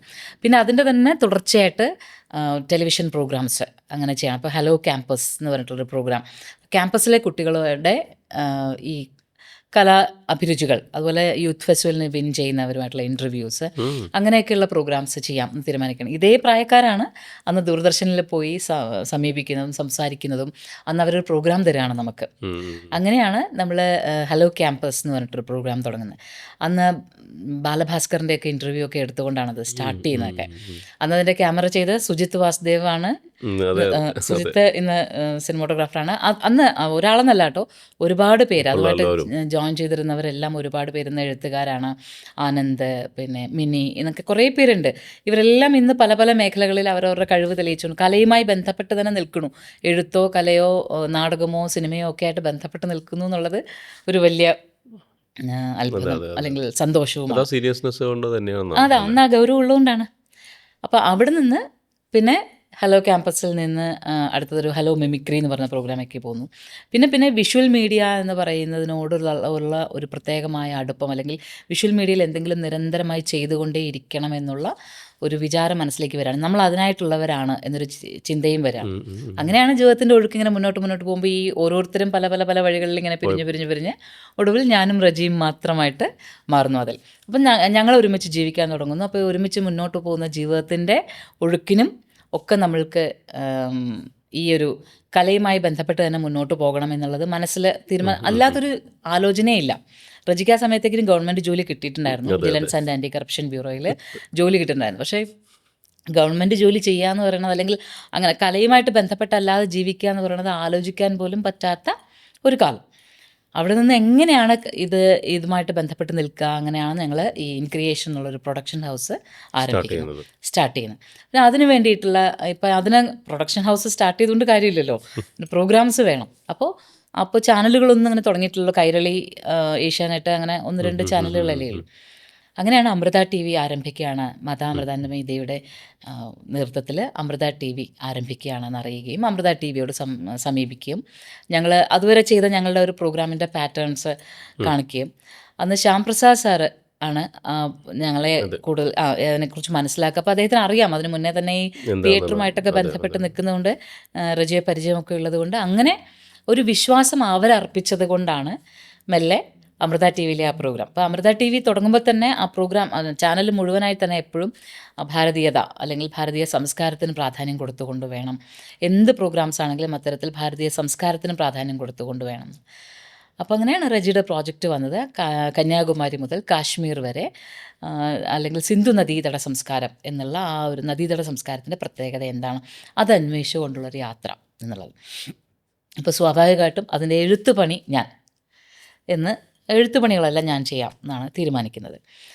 പിന്നീട് അന്നൊക്കെ വലിയ ബഡ്ജറ്റുള്ള പ്രോഗ്രാം ആയിരുന്നില്ല കേട്ടോ ഉദയാമൃതം. വളരെ ഒരു കാര്യം ആഡ് ചെയ്യാൻ നിൽപ്പം എനിക്ക് അന്ന് തോന്നുന്നത്, ആ ഒരു പ്രോഗ്രാം ആക്ച്വലി ഒരു one of the best innovative ആയിട്ടുള്ളൊരു ഐഡിയ ആയിരുന്നു അല്ലേ. അത് ചിലപ്പോൾ നിങ്ങളുടെ ഭാഗത്ത് നോക്കുന്നതിനേക്കാളും ഈ ഭാഗത്ത് നിൽക്കുന്ന എൻ്റെ അച്ഛനോ അല്ലെങ്കിൽ അങ്ങനത്തെ ആൾക്കാർ കാണുന്ന ഒരു സമയത്ത് ആൾക്കാരെ മുന്നിൽ അതിലേക്ക് ആ ചാനലിനെ കൊണ്ട് വൈകുന്നേരം അല്ലേ, വൈകുന്നേരത്തെ ആ ഒരു ഇത് നമ്മുടെ പ്രോഗ്രാം രാവിലെ രാവിലെ ആ morning. പ്രോഗ്രാം ജനങ്ങൾ വെച്ചാൽ സ്ഥലങ്ങൾ കാണിക്കുക എന്നുള്ളതല്ല. അപ്പോൾ അതൊരു പുതിയൊരു വളരെ ഇന്നോവേറ്റീവ് ആയിട്ടുള്ള സാധനമായിരുന്നു. അതെ അതെ അപ്പോൾ ഞാനത് പറയണം എന്ന് ഒരു അത് തുടങ്ങുമ്പോൾ തന്നെ അങ്ങനെ ഒരു ചിന്തയുണ്ടായിരുന്നു. കാരണം വെച്ചാൽ അതുവരെയും എല്ലാ പ്രോഗ്രാമുകളും ടെലിവിഷൻ പ്രോഗ്രാമുകളും 4 ചുമരുകൾക്കകത്ത് ഒരു കോൺവെർസേഷൻ. ഇപ്പോൾ മോർണിംഗ് പ്രോഗ്രാം എന്ന് പറഞ്ഞാൽ ഒന്നെങ്കിൽ പത്രത്തെക്കുറിച്ച് പറയുക, അല്ലെങ്കിൽ എന്തെങ്കിലും ഒരു ഡിസ്കഷൻ, അല്ലെങ്കിൽ ആരെങ്കിലും ഇൻ്റർവ്യൂ ചെയ്യുക, അങ്ങനെയൊക്കെയുള്ള ഒരു പ്രോഗ്രാമാണ്. അപ്പോൾ ഇത് പുറത്തേക്ക് ഇറങ്ങുക, പ്രകൃതിയിലേക്ക് ഇറങ്ങിയിട്ട് പ്രകൃതിയെ കാണിച്ചുകൊണ്ട് എന്നുള്ള ഒരു ചിന്ത വരാന്നുള്ളത്. അപ്പോൾ അമ്മയെ കാണും, വള്ളിക്കാവിലെ അമ്മയെ കാണാൻ ഞങ്ങൾ രണ്ടാളും കൂടെ പോകുമ്പോൾ വള്ളിക്കാവിലെ അമ്മ പറയുന്നത്, മക്കളെ നമ്മളെല്ലാം പറയണം, എല്ലാത്തിനെക്കുറിച്ചും പറയണം, ഈ പ്രപഞ്ചത്തിൽ നല്ലതിനെക്കുറിച്ചും എല്ലാം പറയണം. ശരിക്കും വള്ളിക്കാവിലേക്ക് പോരുന്ന യാത്രകളും അമ്മയെ കണ്ടിരുന്ന സമയങ്ങളും ഒക്കെ നമ്മളുടെ ചിന്തകളെ ഒരുപാട് എന്താ പറയുക, പോഷണം, നമ്മൾ പറയില്ലേ, വളമിടുക എന്ന് പറയുന്ന പോലെ ഒരുപാട് അവസ്ഥകൾ ഉണ്ടായിട്ടുണ്ട്. അപ്പം അമ്മ ഇങ്ങനെ പറയും, അമ്മ പറയണ കേട്ടിരിക്കാൻ നല്ല രസമാണ്. അമ്മ നമ്മളോട് പറയുന്നത്, നമുക്ക് എന്താണ് വേണ്ടതെന്ന് മനസ്സിലാക്കി അമ്മ ഉപദേശം നൽകുന്നതൊക്കെ ഒരു അത്ഭുതമാണ്. നമുക്ക് അമ്മയുടെ അടുത്ത് ചെന്നിരിക്കുമ്പോൾ അങ്ങനെ കുറേ നേരം ഇരിക്കാൻ പറയും. ചെന്ന് കണ്ടാൽ പറയും, നിങ്ങൾ അവിടെ ഇരിക്കാൻ പറയും, ഞങ്ങൾ അവിടെ ഇരിക്കും. എന്നിട്ട് അമ്മ മറ്റുള്ളവരോട് സംസാരിക്കും. പക്ഷെ അമ്മ ഈ സംസാരിക്കുന്ന മുഴുവൻ നമുക്ക് കേൾക്കാൻ കൂടെ വേണ്ടിയിട്ടാണ്, നമുക്കുള്ളതും കൂടിയാണ് പറയാം. അങ്ങനെയാണ് അമ്മ പറയുന്നത്, നല്ലതെല്ലാം പറയാം രാവിലെ. അങ്ങനെയാണ് ഈ പ്രോഗ്രാം ശരിക്കും നമ്മൾ അമ്പലങ്ങളിലേക്ക്, പിന്നെ ചരിത്ര സ്മാരകങ്ങളിലേക്ക്, അന്നൊക്കെ ആദ്യകാലങ്ങളിൽ നമ്മൾ മറ്റ് ദേവാലയങ്ങളും ഒക്കെ ചെയ്യുമായിരുന്നു കേട്ടോ. പിന്നെ പതിയെ അത് മറ്റു ദേവാലയങ്ങളിൽ നമുക്കങ്ങനെ ചരിത്രം അല്ലെങ്കിൽ അതിൻ്റെ അതൊക്കെ വരുമ്പോൾ നമ്മൾ പിന്നെ കൂടുതൽ നമ്മളുടെ അമ്പലങ്ങൾ തന്നെ ഒരുപാട് അമ്പലങ്ങളുടെ നമ്മളെ ചരിത്രപരമായിട്ടുള്ള പ്രാധാന്യങ്ങൾ, അതിൻ്റെ വിശ്വാസങ്ങളൊക്കെ പറയാൻ ധാരാളമായിട്ടുണ്ട്. അങ്ങനെ അതൊരു അമ്പലങ്ങളെക്കുറിച്ചുള്ള പ്രോഗ്രാമായിട്ട് മാറി. ശരിക്കും പറഞ്ഞാൽ അങ്ങനെ ആയിരുന്നില്ല, തുടങ്ങുമ്പോൾ അങ്ങനെയല്ല, ഭാരതീയ സംസ്കാരത്തിൻ്റെ എല്ലാം വരുന്ന രീതിയിൽ നിന്നാണ്. പക്ഷെ പറഞ്ഞു വരുമ്പോൾ, അല്ലെങ്കിൽ ആൾക്കാർക്ക് കൂടുതൽ ആഗ്രഹം, അല്ലെങ്കിൽ നമുക്ക് കുറച്ചുകൂടി പറയാനുള്ളത്, അല്ലെങ്കിൽ പറയേണ്ടത്, അതൊരു പ്രധാനപ്പെട്ട കാര്യം കേട്ടോ. പറയേണ്ടത് എന്താണ് എന്ന് നമ്മൾ തിരിച്ചറിയാൻ തുടങ്ങിയപ്പോൾ, പറയേണ്ടത് നമ്മളുടെ അമ്പലങ്ങളെക്കുറിച്ച് തന്നെയാണ്. നമ്മളിലെ എന്താ പറയുക, ആത്മാഭിമാനത്തോടുകൂടി പറഞ്ഞാൽ നമ്മുടെ ഹൈന്ദവ സംസ്കാരത്തെക്കുറിച്ച് തന്നെയാണ് പറയേണ്ടത് എന്ന ചിന്ത വരുന്നതോടുകൂടി പ്രോഗ്രാമിൻ്റെ പാറ്റേൺ കംപ്ലീറ്റ്ലി നമ്മൾ അങ്ങനെ ഒരു സംഗതിയിലേക്ക് വന്നു തുടങ്ങി. പിന്നെ ആ പ്രോഗ്രാമിനകത്തേക്ക് പാർട്ടിസിപ്പേറ്റ് ചെയ്തിരുന്ന എൻ ഗോപാലകൃഷ്ണൻ സാറ്, ഗുരുസ്ഥാനീയനാണ് അദ്ദേഹം. അദ്ദേഹത്തിൻ്റെ ഓരോ അറിവിൻ്റെ തീപ്പൊരികളാണ് ഇങ്ങനെ. അതാ. അപ്പം നമ്മളൊക്കെ അമൃത ടി വിയിലെ പ്രോഗ്രാം തുടങ്ങുമ്പോൾ നമ്മൾ 20കളുടെ മധ്യത്തിൽ നിൽക്കുന്ന കാലഘട്ടത്തിലാണ് ഈ പ്രോഗ്രാം തുടങ്ങുന്നത്.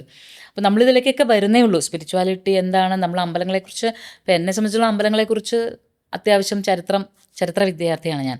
അപ്പോൾ ചരിത്രത്തെക്കുറിച്ച് നല്ലൊരു ധാരണയുണ്ട്. പിന്നെ നമ്മൾ ആ ചരിത്രം നന്നായി മനസ്സിലാക്കി വെക്കുന്നു, അമ്പലങ്ങൾ, പുരാണങ്ങൾ നന്നായിട്ട് പണ്ട് തൊട്ടേ കേട്ട് മനസ്സിലാക്കി വെച്ചിട്ടുണ്ട്. ഈ 2 ഗുണങ്ങളാണ് നമുക്കുള്ളൂ.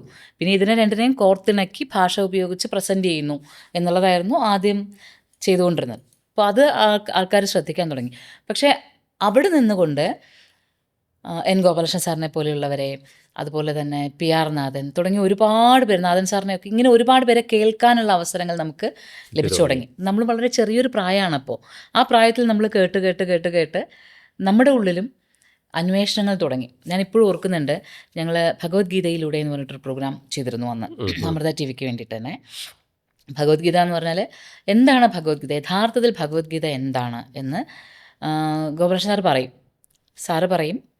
എന്നിട്ട് നമ്മുടെ ഏറ്റുമാനൂർ കണ്ണൻ എന്ന് പറയുന്ന കഥകളി ആർട്ടിസ്റ്റ് അത് ഇനാക്ട് ചെയ്യും, അത് മുഴുവൻ അഭിനയിച്ച് കാണിക്കും. ഭഗവത്ഗീതയിൽ എന്താണ്, കൃഷ്ണനും അർജുനനുമായിട്ടുള്ള ആ സംഭാഷണവും അതിൻ്റെ അർത്ഥങ്ങളും അഭിനയിച്ച് കാണിക്കും. അന്ന് ആ കോസ്റ്റ്യൂമൊക്കെ രജി തന്നെയായിരുന്നു ഡിസൈൻ ചെയ്തത്. അത് മുഴുവൻ ഇങ്ങനെ ചാക്കുനൂല് കൊണ്ട്, സാധാരണ കഥകളി വേഷമല്ല, അല്ലാതെ. അപ്പോൾ ഇതിന് വേണ്ടിയിട്ട് വേണ്ടുന്ന, അപ്പോൾ ഗോപാലകൃഷ്ണൻ സാറ് പറയുന്നത് കേട്ടിട്ട് നമ്മൾ ഈ ഏറ്റുമാനൂർ കണ്ണൻ അഭിനയിക്കുന്ന സമയത്ത് ഇതിൻ്റെ താഴെ പോകുന്ന ടൈറ്റിൽ എഴുതണം. താഴെ പോകുന്ന ടൈറ്റിൽ നമ്മൾ എഴുതി ടൈപ്പ് ചെയ്ത് കിട്ടിയാലാണ് ഇതിനെ എഡിറ്റ് ചെയ്യുമ്പോൾ ചെയ്യാൻ പറ്റുള്ളൂ. ഇത് എഴുതാനിരുന്ന കാലം എന്ന് പറയുന്നതും വളരെ പ്രധാനപ്പെട്ടൊരു കാലമാണ്. കാരണം എന്ന് വെച്ചാൽ ഇത് സാറ് പറയുന്നു, കണ്ണൻ അഭിനയിക്കുന്നു, ഇത് രണ്ടും കൂടി ജെല്ലാക്കുന്ന ഒരു ഭാഷ നമ്മളിൽ രൂപപ്പെടുമ്പോൾ ഭഗവത്ഗീതയെ നമ്മൾ മറ്റൊരു തലത്തിൽ അറിയണം. സാധാരണ കേൾക്കുന്ന ഭഗവത്ഗീത, അല്ലെങ്കിൽ സാധാരണ മനസ്സിലാക്കുന്ന ഭഗവത്ഗീത, അല്ലെങ്കിൽ ആരുടെയെങ്കിലും ഒരാളുടെ വ്യാഖ്യാനം കേൾക്കുന്ന പോലെയല്ല. 2 തലങ്ങളിൽ നിന്നുകൊണ്ട് നമ്മളിതിനെ മനസ്സിലാക്കി ഉള്ളിലേക്കെടുത്ത് നമ്മൾ നമ്മുടെ ഭാഷയിലൂടെ പുറത്തേക്ക് കൊണ്ടുവരുമ്പോൾ അത് വേറൊന്നായി. അങ്ങനെ ഭഗവത്ഗീത ഉൾക്കൊള്ളാൻ തുടങ്ങിയ കാലം, അത് ഭഗവത്ഗീത അറിയാൻ തുടങ്ങുന്ന കാലം. അങ്ങനെ ഉദയാമൃതത്തിൻ്റെ ഓരോ ദിവസവും ഒരു വലിയ എന്താ പറയുക, വലിയൊരു സർവകലാശാലയിൽ പഠിച്ചിറങ്ങുന്നപ്പോൾ ഞാനിപ്പോൾ എൻ്റെ അടുത്ത് ചോദിക്കുക എല്ലാവരും, നിങ്ങളുടെ സർട്ടിഫിക്കറ്റ് എന്താണ്? ഇന്നിപ്പോൾ ഇവിടെ ഇരുന്ന് ഇങ്ങനെ ഓരോന്ന് പറയുമ്പോൾ എന്താണ് സർട്ടിഫിക്കറ്റ് എന്ന് വെച്ചാൽ 21 വർഷം 12 വർഷക്കാലം നമ്മളൊരു വലിയ സർവകലാശാലയിൽ തന്നെയായിരുന്നു ഉണ്ടായിരുന്നത്. അനുഭവം പഠിപ്പിക്കുന്ന, അങ്ങനെ ഒന്നും നമ്മൾ പേപ്പറായിട്ടോ സർട്ടിഫിക്കറ്റായിട്ടോ ഒന്നും കയ്യിൽ വാങ്ങിയിട്ടുണ്ടാവില്ല. പക്ഷേ അതെല്ലാം നമ്മളുടെ ജീവിതത്തിൽ പതിഞ്ഞു കിടക്കുകയാണ്. ഓരോ സർട്ടിഫിക്കറ്റും, ഓരോ സമ്മതിപത്രങ്ങളും നമ്മുടെ ജീവിതത്തിലെ ഓരോ അനുഭവങ്ങൾ ഇങ്ങനെ പതിഞ്ഞ് കിടക്കുന്നു. അതിന് ഇവരെല്ലാവരും ഓരോ ഗുരുകാരണവന്മാർ ഓരോരുത്തരും കാരണമായിട്ടുണ്ട്. അവരോരോരുത്തരും അവർ പറഞ്ഞു തന്നത്, അവരെ കേട്ടു നിന്നത്, അവർ ചിലപ്പോൾ വഴക്കായി പറഞ്ഞു തന്നത് പോലും നമുക്ക് പാഠങ്ങളാണ്. എല്ലാം പാഠങ്ങളാണ് ജീവിതത്തിലെല്ലാം. നമുക്ക് ശരിക്കും പറഞ്ഞാൽ ഓരോ നിമിഷവും നമ്മൾ നമ്മുടെ ജീവിതത്തിൽ പുതുതായിട്ടൊന്ന് പഠിച്ചുകൊണ്ട്, ഞാനിപ്പോൾ പ്രേമിൻ്റെ മുമ്പിൽ ഇങ്ങനെ ഇരിക്കുന്ന സമയത്തും നമ്മളൊന്ന് പുതുതായിട്ട് പഠിച്ചുകൊണ്ടേയിരിക്കുകയാണ്. നമ്മൾ എല്ലാം തികഞ്ഞവരാകുന്നേ ഇല്ല ഒരിക്കലും. ആരും എല്ലാം തികഞ്ഞവരാകുന്നില്ല, ആരും എല്ലാം അറിഞ്ഞവരാകുന്നില്ല. മനസ്സിലായില്ലേ? അപ്പോൾ ഒരാളുടെ യോഗ്യത എന്താണെന്ന് വെച്ചാൽ അയാളുടെ അനുഭവങ്ങളാണ് ഏറ്റവും വലിയ യോഗ്യത എന്ന് മനസ്സിലാക്കാൻ പറ്റുന്ന ഒരു ജീവിത പാഠങ്ങൾ. 10-21 വർഷത്തെ അനുഭവങ്ങൾ. അതാണ് നമ്മളിപ്പോൾ ഇവിടെ നിന്നിട്ട് എന്താണ് യോഗ്യത എന്ന് ചോദിച്ചാൽ ആ അനുഭവങ്ങളാണ് യഥാർത്ഥ യോഗ്യത. അതാണ് ആ അനുഭവങ്ങളിലൂടെ, കേട്ടതിലൂടെ, പറഞ്ഞതിലൂടെ ഉള്ള മുന്നോട്ട് പോക്ക്. ഇപ്പോൾ ഉദയാമൃതമൊക്കെ തുടങ്ങുന്ന സമയത്ത് അന്ന് ഗൂഗിളില്ല, ചാറ്റ് ജി പി ടി ഇല്ല, ഗൂഗിളില്ല, ഒന്നുമില്ലാത്ത കാലത്താണ് ഉദയാമൃതം ആരംഭിക്കുന്നത്. അന്ന് ഓരോരോ അമ്പലങ്ങളിൽ ചെന്ന്, അമ്പലങ്ങൾ എന്നൊക്കെ പറഞ്ഞു കഴിഞ്ഞാൽ ഗ്രാമങ്ങളാണ്. ഗ്രാമങ്ങളിലെ അമ്പലങ്ങളിൽ ചെന്ന് നിൽക്കുമ്പോൾ ഈ അമ്പലത്തിൻ്റെ ചരിത്രം വെറുതെ എന്തെങ്കിലും ഒന്ന് പറഞ്ഞാൽ പോരാ, ഇതിൻ്റെ ആധികാരിക ചരിത്രം മനസ്സിലാക്കണം എന്നൊരു മനസ്സ് മാത്രം നമ്മൾ വെച്ചാൽ മതി. ബാക്കിയെല്ലാം ഇങ്ങോട്ട് വരണം. നമ്മളതിനു വേണ്ടിയിട്ടുള്ള അന്വേഷണത്തിന് ഇറങ്ങുന്നു. അപ്പോൾ ഓരോരുത്തരായിട്ട് വരുന്നു. വളരെ പ്രായം ചെന്ന തലമുറയിൽപ്പെട്ടവർ പറഞ്ഞു തരുന്നു. അല്ലെങ്കിൽ അവരുടെ കയ്യിൽ അവരുടെ എത്രയോ പഴയ കാലങ്ങളിൽ സൂക്ഷിച്ചു വെച്ച താളിയോലകൾ എടുത്തുകൊണ്ട് വരും. ഇതിനകത്ത് എങ്ങനെയാണ് പറഞ്ഞിട്ടുള്ളത് എന്ന് പറയണം. അല്ലെങ്കിൽ ഏതെങ്കിലും പുസ്തകം എടുത്തുകൊണ്ട് വരുന്നു.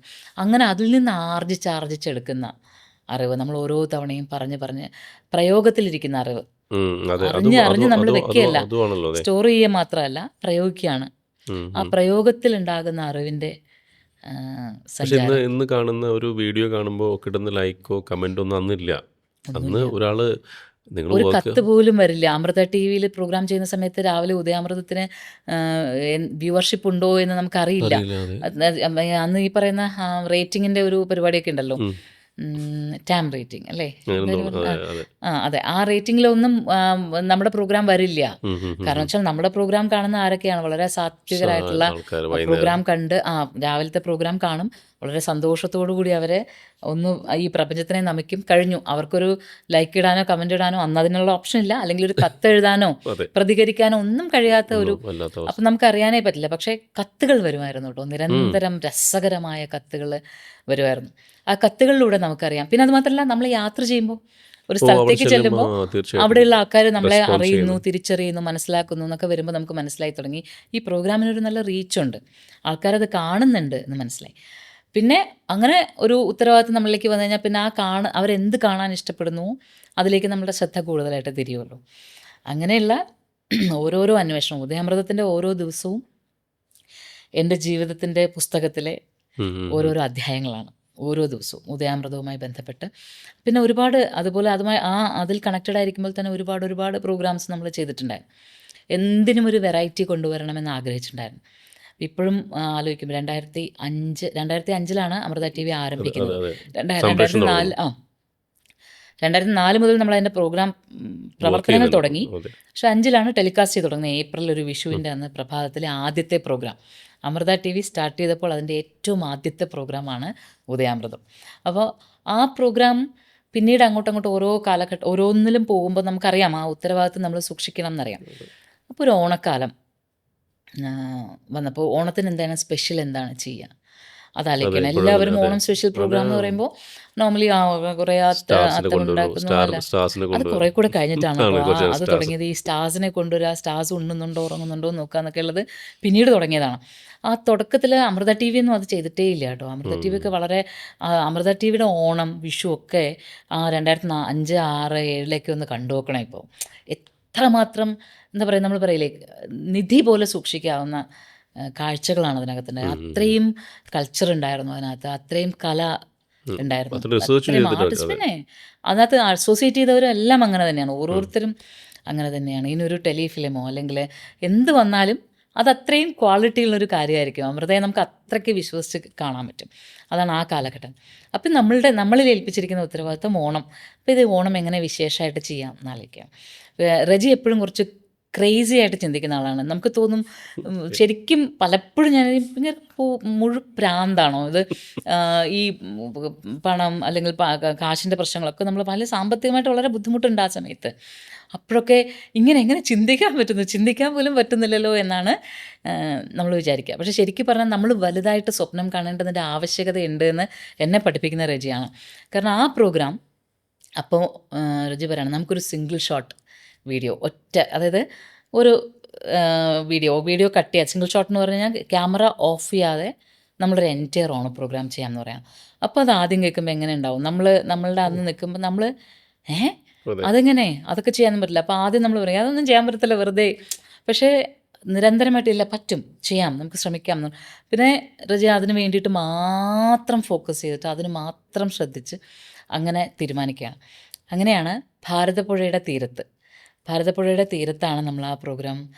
അതായത് ഭാരതപ്പുഴയുടെ തീരത്ത് ഒരു തറവാട് വീട്ടിൽ നിന്ന് തുടങ്ങി ഒരു പറമ്പിലൂടെ, എന്നൊരു പാടത്തുകൂടെ നടന്ന് തെയ്യവും ഭൂതവും തിറയും ഒക്കെ വരുന്ന അതിനെല്ലാം നടുവിലൂടെ നടന്ന് ഭാരതപ്പുഴയുടെ തീരത്ത് കൂടി നമ്മൾ ചെയ്യുന്ന ഒരു പ്രോഗ്രാം. അതായത് ഏതാണ്ട് അത് 1 hour, ആദ്യം 1 മണിക്കൂർ സിംഗിൾ ഷോട്ട് ഓണം. എത്ര രസകരമായിട്ടാണത്. അത് നമുക്ക് എല്ലാവർക്കും ഒരു വലിയ അല്പം, കാരണം വെച്ചാൽ തിയേറ്ററിൽ നിൽക്കുന്നവരല്ലേ, തിയേറ്ററുള്ളവരാണ്. തിയേറ്റർ എന്ന് പറഞ്ഞാൽ ഒരിക്കൽ തുടങ്ങിക്കഴിഞ്ഞാൽ കർട്ടൻ ഇടുന്നത് വരെ ആർട്ടിസ്റ്റ് അങ്ങനെ നിൽക്കണമല്ലോ. അതേപോലെ നമ്മളും തുടങ്ങുന്ന അവിടം തൊട്ട് ക്യാമറ ടീം എല്ലാം അതെ കേട്ടോ, എല്ലാവരും ഒരു നല്ല ടീം. എപ്പോഴും അതൊരു രസകരമായ ടീമാണ്. ആരാണ് ജോയിൻ ചെയ്യുന്നത് അല്ലെങ്കിൽ അവർ ഈ സ്പിരിറ്റിലേക്ക് വരുന്ന ഒരു പ്രത്യേക അനുഭൂതി ഉണ്ടായിരുന്നു.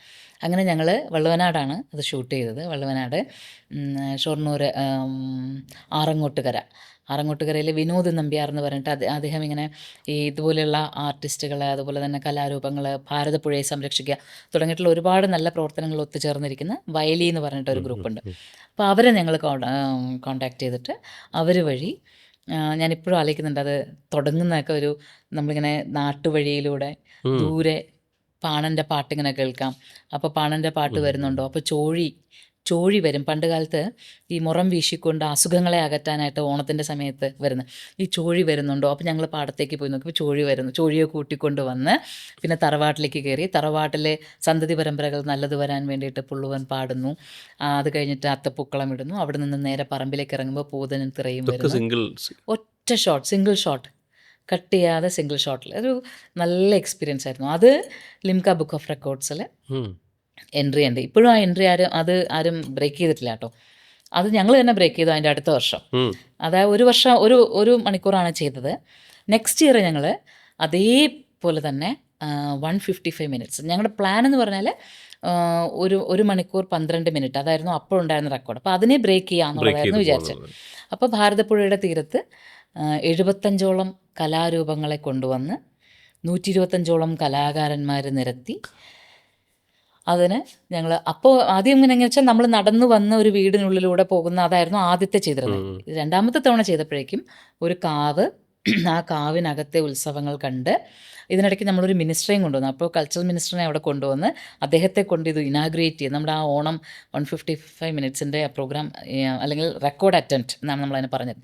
അത് ഇനാഗ്രേറ്റ് ചെയ്ത് അദ്ദേഹത്തെ കൊണ്ട് അദ്ദേഹത്തിൻ്റെ ഒരു ഇൻ്റർവ്യൂ എടുത്ത് പിന്നെ അദ്ദേഹത്തിൽ നിന്ന് നേരെ നമ്മൾ ഈ അത്തപ്പൂക്കളം ഇടുന്നൊരു തറവാട്ടിലേക്ക് പോയി. പിന്നെ അവിടെ നിന്നൊരു കാവിലേക്ക് പോയി. കാവിലെ ഉത്സവം എങ്ങനെയാണെന്ന് മനസ്സിലാക്കി. അവിടെ നിന്ന് പിന്നീട് വള്ളത്തിലേക്ക് കയറി, വള്ളത്തിൽ അക്കരെ കയറിയിട്ട് പിന്നെ ഒരു ടെമ്പോയിൽ കയറി പുഴയുടെ വേറെ തീരത്തെത്തി. അവിടെ ആ തീരത്ത് ഐവർ കളി, പിന്നെ കുശവന്മാർ, കുംഭാരകന്മാർ, അങ്ങനെ ഏതാണ്ട് ഈ പറഞ്ഞ പോലെ 75ഓളം കലാരൂപങ്ങളെ നിരത്തിക്കൊണ്ട് ഒരു ഓണം വീണ്ടും ഒന്നുകൂടി ഷൂട്ട് ചെയ്തു.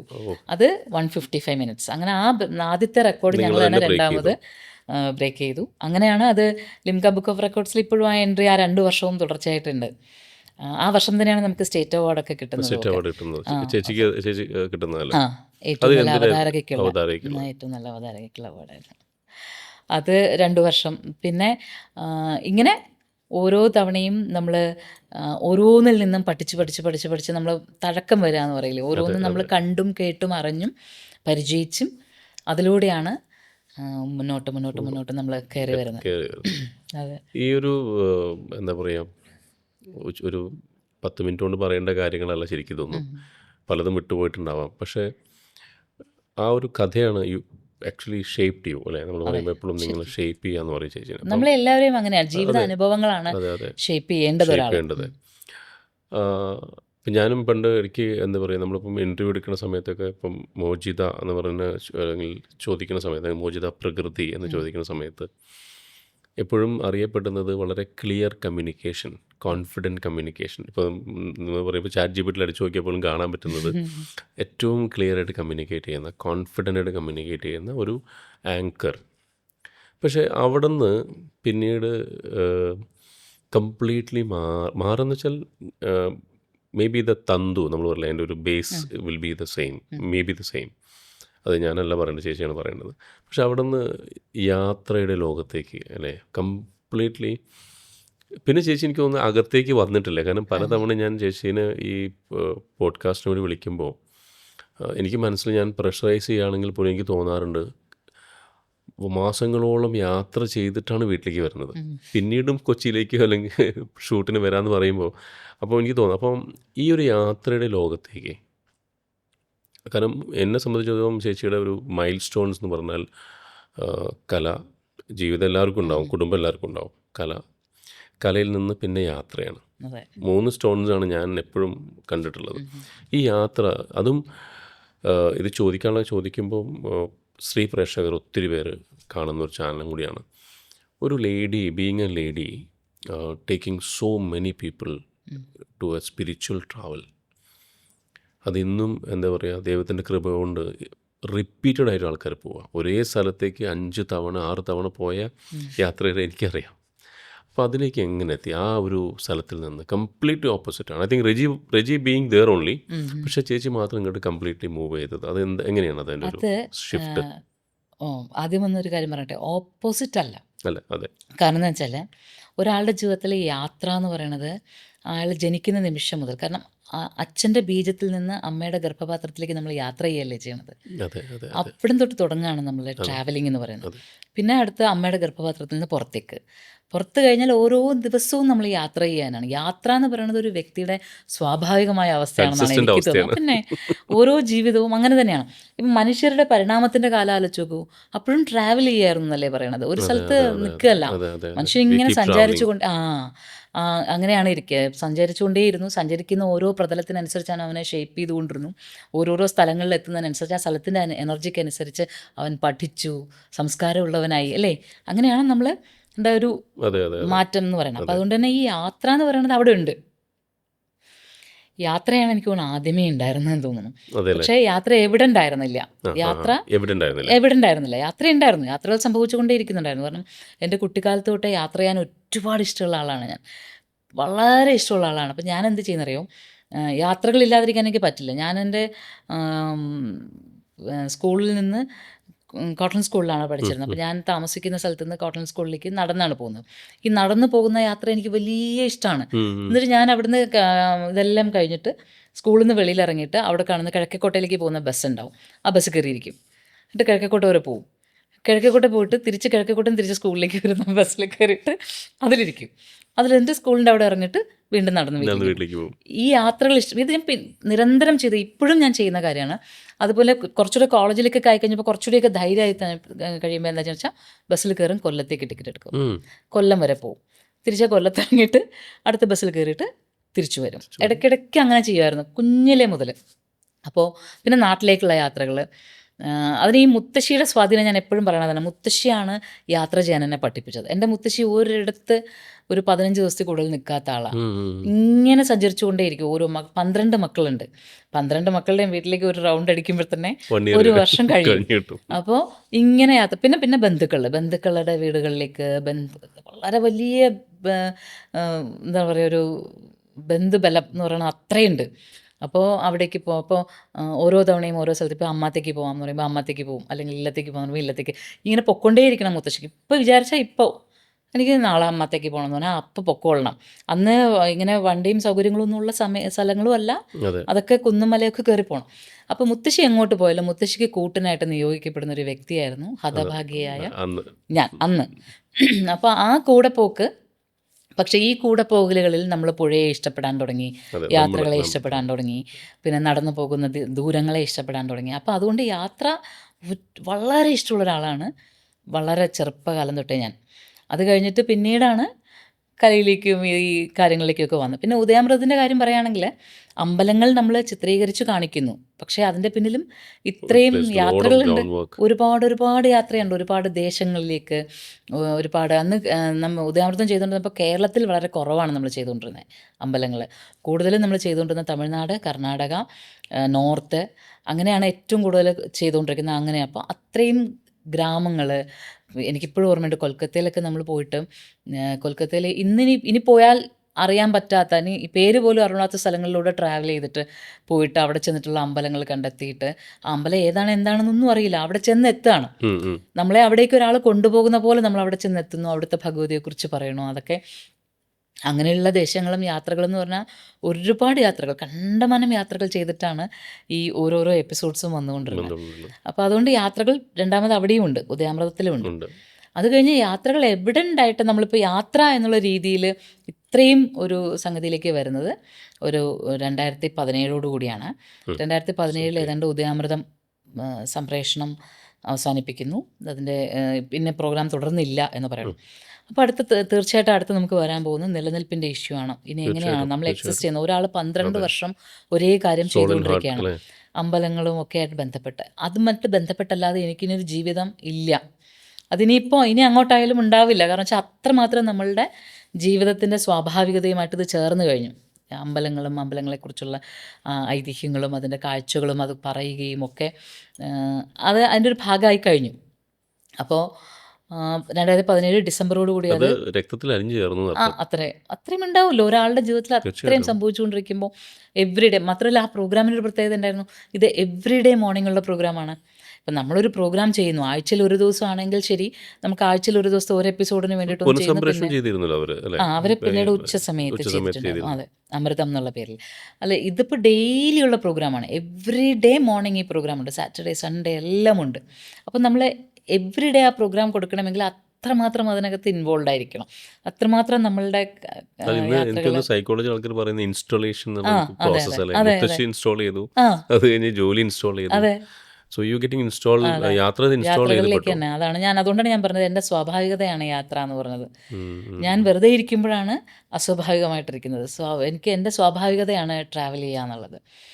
അപ്പോൾ അങ്ങനെയാണ് യാത്രകൾ എന്ന് പറയുക. അപ്പോൾ അതുകൊണ്ട് യാത്രകൾ പുതുതായിട്ടും പെട്ടെന്ന് സംഭവിച്ചതല്ല, അത് സംഭവിച്ച് അതിൻ്റെ ഒരു വേറൊരു ലെവലിലേക്ക് എത്തണം. അപ്പോൾ 2012 കൈലാസയാത്ര നടത്തുന്ന സമയത്ത് അന്ന് നമ്മളുടെ ലക്ഷ്യം എന്ന് പറഞ്ഞാൽ അമൃത TV-ക്ക് വേണ്ടിയിട്ട് ഈ ഒരു പ്രോഗ്രാം ചെയ്യാം. ഞാനെപ്പോഴും എല്ലാ സത്സംഗിലും പറയാറുണ്ടേ, അന്ന് മോചിത എന്ന് പറയുന്ന വ്യക്തിക്ക് വേണ്ടിയിരുന്നത് ഈ കൈലാസം എന്ന മേഖലയിലേക്ക് ആദ്യമായിട്ട് സഞ്ചരിച്ച അവതാരക, വനിതാ അവതാരക.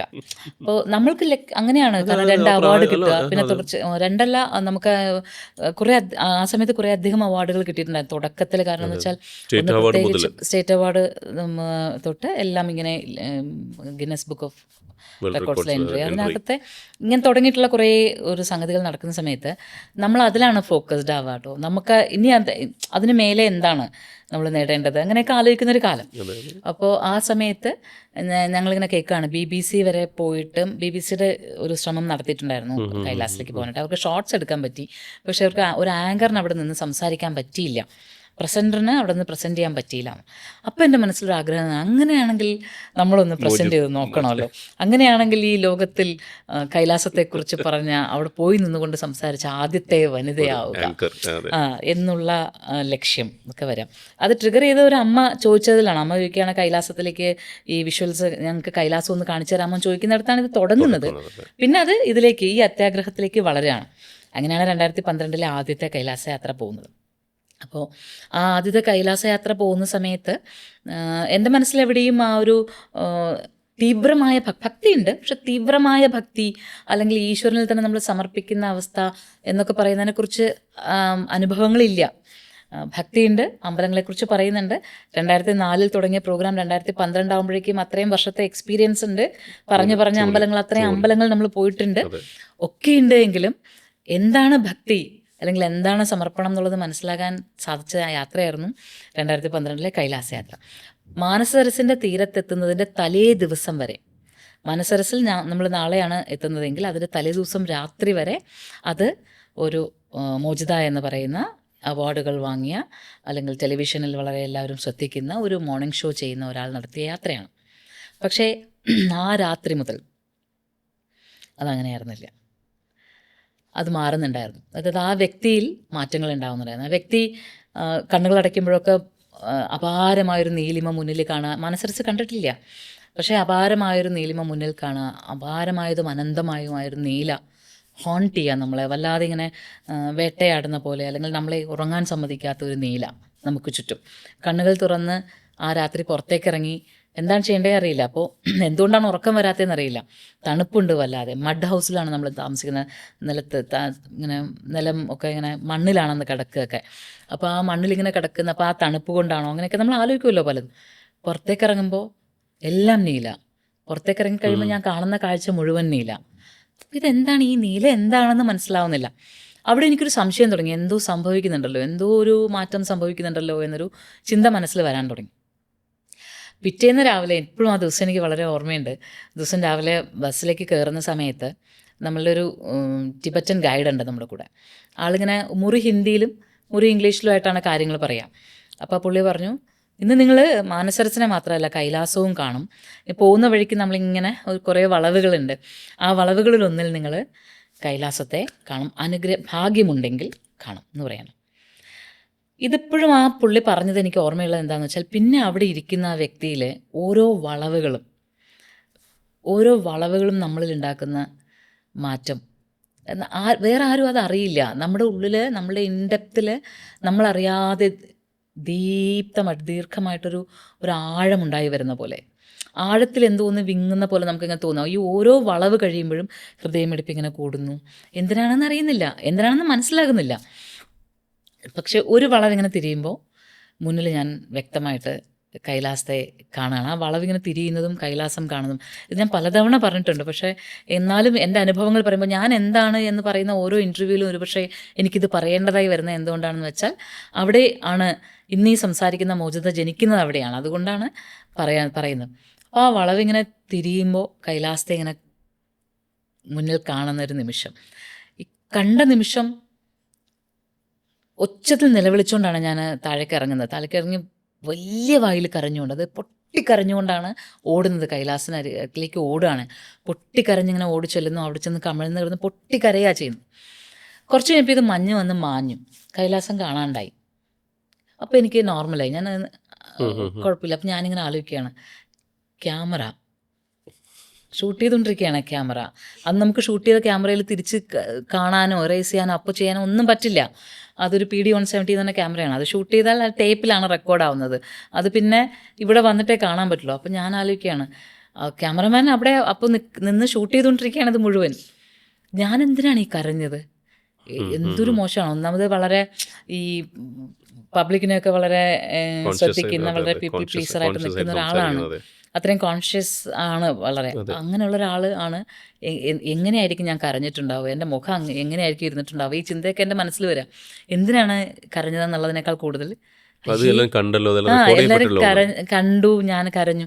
അപ്പം ഞാനിങ്ങനെ വളരെ തമാശയൊക്കെ പറഞ്ഞ് ബാക്കിയുള്ള കാര്യങ്ങളൊക്കെ ഒന്ന് നോർമലാക്കാൻ ശ്രമിച്ചുകൊണ്ടിരിക്കുമ്പോൾ വീണ്ടും തെളിയുമ്പോൾ ഇത് തന്നെ എൻ്റെ അവസ്ഥ. വല്ലാതെ നിലവിളിക്കുക, അകത്തുനിന്ന് നമ്മളിങ്ങനെ കരയില്ല. എന്തിനാണ് കരയണമെന്ന് അറിയണം, അത് പൊട്ടി പൊട്ടി പൊട്ടി പൊട്ടി കരയാണ്. ആ കരച്ചിലിൻ്റെ ഏതോ ഒരു ഘട്ടത്തിൽ എനിക്ക് മനസ്സിലായി, ഈ യാത്ര ഞാൻ ആഗ്രഹിച്ചില്ലയോ, പക്ഷേ ഈ നമുക്കൊരു കോൾ കിട്ടിയിട്ടാണ് വന്നിരിക്കുന്നതെന്നും ഇവിടെ നമ്മളിൽ ആന്തരികമായ ചില മാറ്റങ്ങൾ സംഭവിക്കാൻ പോവുകയാണെന്നും അത് വെറും ഒരു മലയല്ല എന്നും, ഈ മഹാദേവൻ്റെ വാസസ്ഥലം എന്നോ അല്ലെങ്കിൽ ഇത്രയും പേര് പോയപ്പോൾ അവർക്ക് എനർജി കിട്ടി അല്ലെങ്കിൽ സ്പിരിച്വൽ, അതിനെല്ലാം അപ്പുറത്ത് ആ മലയും ഞാനുമായിട്ടൊരു കണക്ഷൻ ഉണ്ട്. അതെൻ്റെ ജന്മജന്മാന്തരങ്ങളുടെ കണക്ഷനാണെന്ന് തിരിച്ചറിയുന്നൊരു മൊമെൻറ്റിൽ ഇങ്ങനെ നമ്മളിങ്ങനെ നിൽക്കുകയാണ് ബ്ലാങ്കായിട്ട്. ആ നിമിഷം തൊട്ട് പിന്നെ എനിക്കങ്ങോട്ട് ഇപ്പം എൻ്റെ ഒരു പ്രത്യേകതയായിട്ട് എല്ലാവരും പറയുന്നത് ഇങ്ങനെ നമ്മളിങ്ങനെ പറഞ്ഞുകൊണ്ടേയിരിക്കും, ഫ്ലുവൻ്റായിട്ട് പറഞ്ഞുകൊണ്ടിരിക്കുന്നല്ലേ. എനിക്ക് വാക്കുകൾ വരാതെയായി, പറയാൻ സാധിക്കാതെ, സംസാരിക്കാൻ സാധിക്കാതെ വരുന്നൊരവസ്ഥ. അങ്ങനെ എന്താ പറയുക, നമ്മളിങ്ങനെ നിറഞ്ഞു നിൽക്കുന്നത് പോലെയോ അതോ തുളുമ്പി പോകുന്ന പോലെയോ ഒരവസ്ഥയിലാണ് നിൽക്കണേ. അത് കഴിഞ്ഞിട്ടാണ് മാനസരസിൽ സ്നാനം ചെയ്യണേ. മാനസരസിൽ സ്നാനം ചെയ്യുമ്പോൾ ഒക്കെ എന്തോ ഒരു ശ്ലോകം ഇങ്ങനെ കേൾക്കുന്ന പോലെ നമുക്കിങ്ങനെ ഒരു ആരോ സംസ്കൃതത്തിൽ എന്തോ ചൊല്ലുന്ന പോലെ നമുക്ക് തോന്നുന്നത്. എപ്പോഴാണെന്നറിയോ, നമ്മളിങ്ങനെ മുങ്ങുമ്പോഴാണ്. താഴേക്കിങ്ങനെ പോകുമ്പോൾ ചെവിയിലൊക്കെ ഇങ്ങനെ വെള്ളം വന്ന് നിറഞ്ഞിട്ട് നമ്മുടെ കണ്ണിങ്ങനെ നിറഞ്ഞ് നീലിമ ഇങ്ങനെ കാണുന്ന ഒരു അവസ്ഥയുണ്ടല്ലോ. അപ്പോൾ എന്തോ ഇങ്ങനെ കേൾക്കാം. നിവർന്ന് നോക്കുമ്പോൾ കൈലാസം കാണാം, പക്ഷെ വേറൊന്നും കേൾക്കാൻ വയ്യ. അപ്പോൾ പിന്നെയും മുങ്ങണം. ഞാൻ 12 തവണയോളം അങ്ങനെ മുങ്ങി നിവർന്നിട്ടുണ്ടായിരുന്നു. തണുപ്പും, വല്ലാത്ത തണുപ്പും അല്ലേ. അത് കഴിഞ്ഞ് തിരിച്ച് നടന്നു വരുമ്പോൾ പെട്ടെന്ന് തണുപ്പ് കാരണം ഇങ്ങനെ ബോധശൂന്യമായിട്ട് ബോധമില്ലാണ്ടായി പോവാണ്.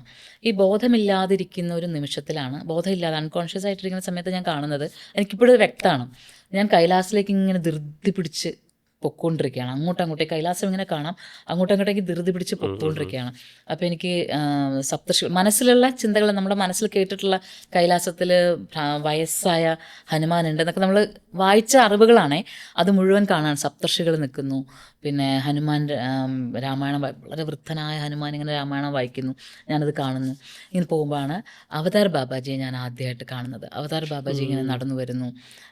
പ്രത്യേകമായി തേജസ്. അവതാർ ബാബാജിയുടെ രൂപം പോലും ഞാൻ അതിന് മുന്നേ കണ്ടിട്ടില്ല, 2012 മുന്നേ കണ്ടിട്ടില്ല. അല്ലെങ്കിൽ കണ്ടിട്ടുണ്ടാവാം, ശ്രദ്ധിച്ചിട്ടില്ല, അതങ്ങനെ നോട്ടീസ് ചെയ്തിട്ടേ ഇല്ല. ഞാൻ അതിനിടയ്ക്ക് ഹരിദ്വാർ, ഋഷികേശ് ഒക്കെ പോയിട്ടുള്ളതാണ്, പക്ഷെ നോട്ടീസ് ചെയ്തിട്ടില്ല. അന്ന് ആദ്യമായിട്ട് കാണുന്നു. അതിങ്ങനെ വന്നിട്ട് നെറ്റിയിലിങ്ങനെ വിരലിങ്ങനെ വെച്ചിട്ട് പോകുന്നു. ഇത് ഇത്രയും ഒരു സ്വപ്നമാണ് എന്നുവെച്ചാൽ ഞാൻ ബോധം കെട്ട് കിടക്കുമ്പോൾ കാണുന്നതാണ്. അത് കഴിഞ്ഞിട്ട് പിന്നെ എൻ്റെ മകൻ അന്ന് 2.5 വയസ്സേ ഉള്ളൂ ഞാനിവിടെ നിന്ന് പോകുമ്പോൾ. അപ്പോൾ അവൻ വിളിക്കുന്ന ശബ്ദം കേട്ടിട്ടാണ് ഞാനിങ്ങനെ കണ്ണുറക്കുന്നത്. അവനിങ്ങനെ പാല് കുടിക്കാൻ സമയമാകുമ്പോൾ ഒരു പ്രത്യേക ശബ്ദത്തിൽ എന്നെ വിളിക്കും. ആ ശബ്ദമാണ് പിന്നെ ഞാൻ കേൾക്കുന്നത്. അങ്ങനെ കേട്ട് ഞാൻ കണ്ണുറക്കുമ്പോൾ മനസരസിൻ്റെ തീരത്താണ്. അപ്പോൾ കൂടെയുള്ളവരെല്ലാം ഒപ്പമുണ്ട്. അവരാകെ ഒന്ന് ഭയന്ന് പോയി. പക്ഷേ എല്ലാവരും പറഞ്ഞു കുഴപ്പമില്ല, 15 മിനിറ്റ് ഒന്ന് ഇതായിപ്പോയതേ ഉള്ളൂ, കുഴപ്പമില്ല. പക്ഷേ ഈ 15 മിനിറ്റ് എന്ന് പറയണത് എന്നെ സംബന്ധിച്ചിടത്തോളം 2 ജന്മങ്ങളാണ്. ആ ബോധം കെട്ട് വീഴുന്നതിന് മുന്നേ ഉള്ള മോചിതയും ആ മോചിത പിന്നെ തിരിച്ചു വന്നിട്ടേ ഇല്ല. അതവിടെ എങ്ങനെ അങ്ങ് കഴിഞ്ഞു. അപ്പോൾ അവിടെ വെച്ചിട്ട് ആ കേട്ട സംസ്കൃത ശ്ലോകത്തിൻ്റെ അർത്ഥം എന്താണെന്ന് എനിക്കറിയില്ല. അവിടെ ഇവിടെയായിട്ടാണ് കേൾക്കുന്നത്.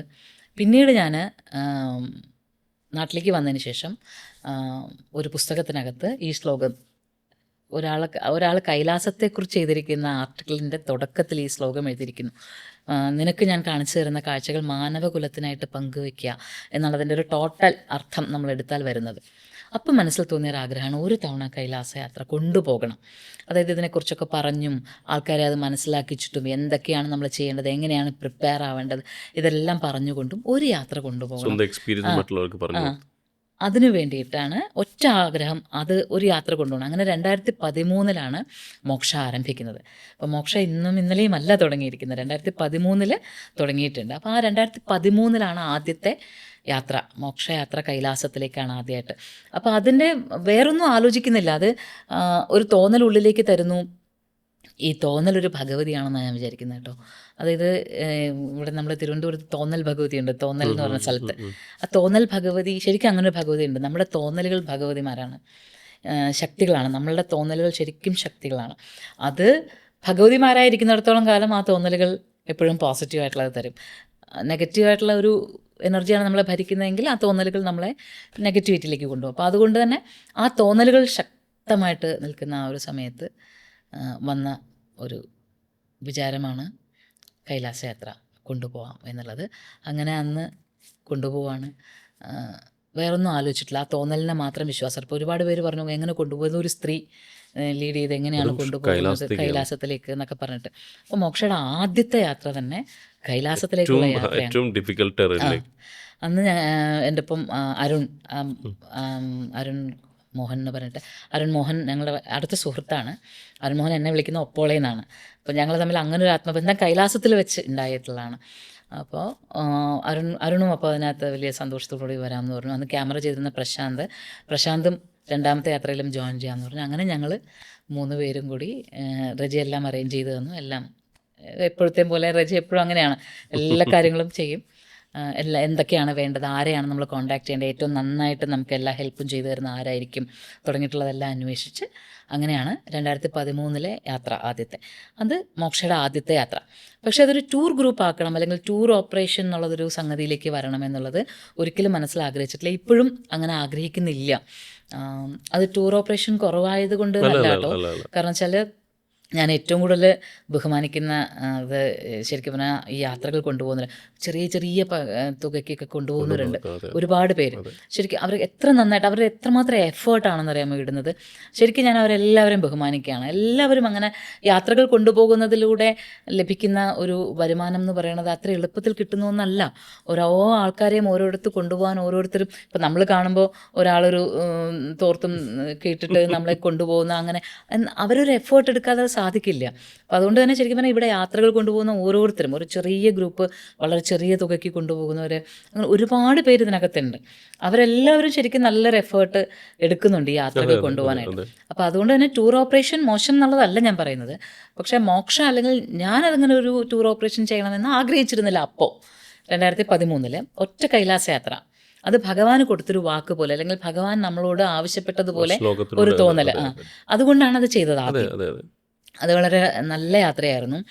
2013 കൈലാസ യാത്ര പോയവരെല്ലാം നല്ലൊരു ടീമായിരുന്നു. നന്നായിട്ട് നമുക്ക് പ്രയാസമൊക്കെ നടത്തി. അന്ന് നമ്മുടെ പൈതൃകരത്നം ഉണ്ണികൃഷ്ണൻ നമ്പൂതിരി സാറിനും നമ്മുടെ കൂടെ വന്ന ആചാര്യനായിട്ട് അദ്ദേഹവും വന്ന് നമ്മുടെ കൂടെ അങ്ങനെ പൂജകളൊക്കെ ചെയ്ത്, നമ്മൾ ഓരോ സ്ഥലങ്ങളിലും പഞ്ചഭൂതങ്ങൾക്ക് പൂജകൾ ചെയ്ത് പഞ്ചഭൂതങ്ങളെ ഉണർത്തി. പഞ്ചഭൂതങ്ങൾ ഇപ്പോഴും അങ്ങനെ തന്നെയാണ്.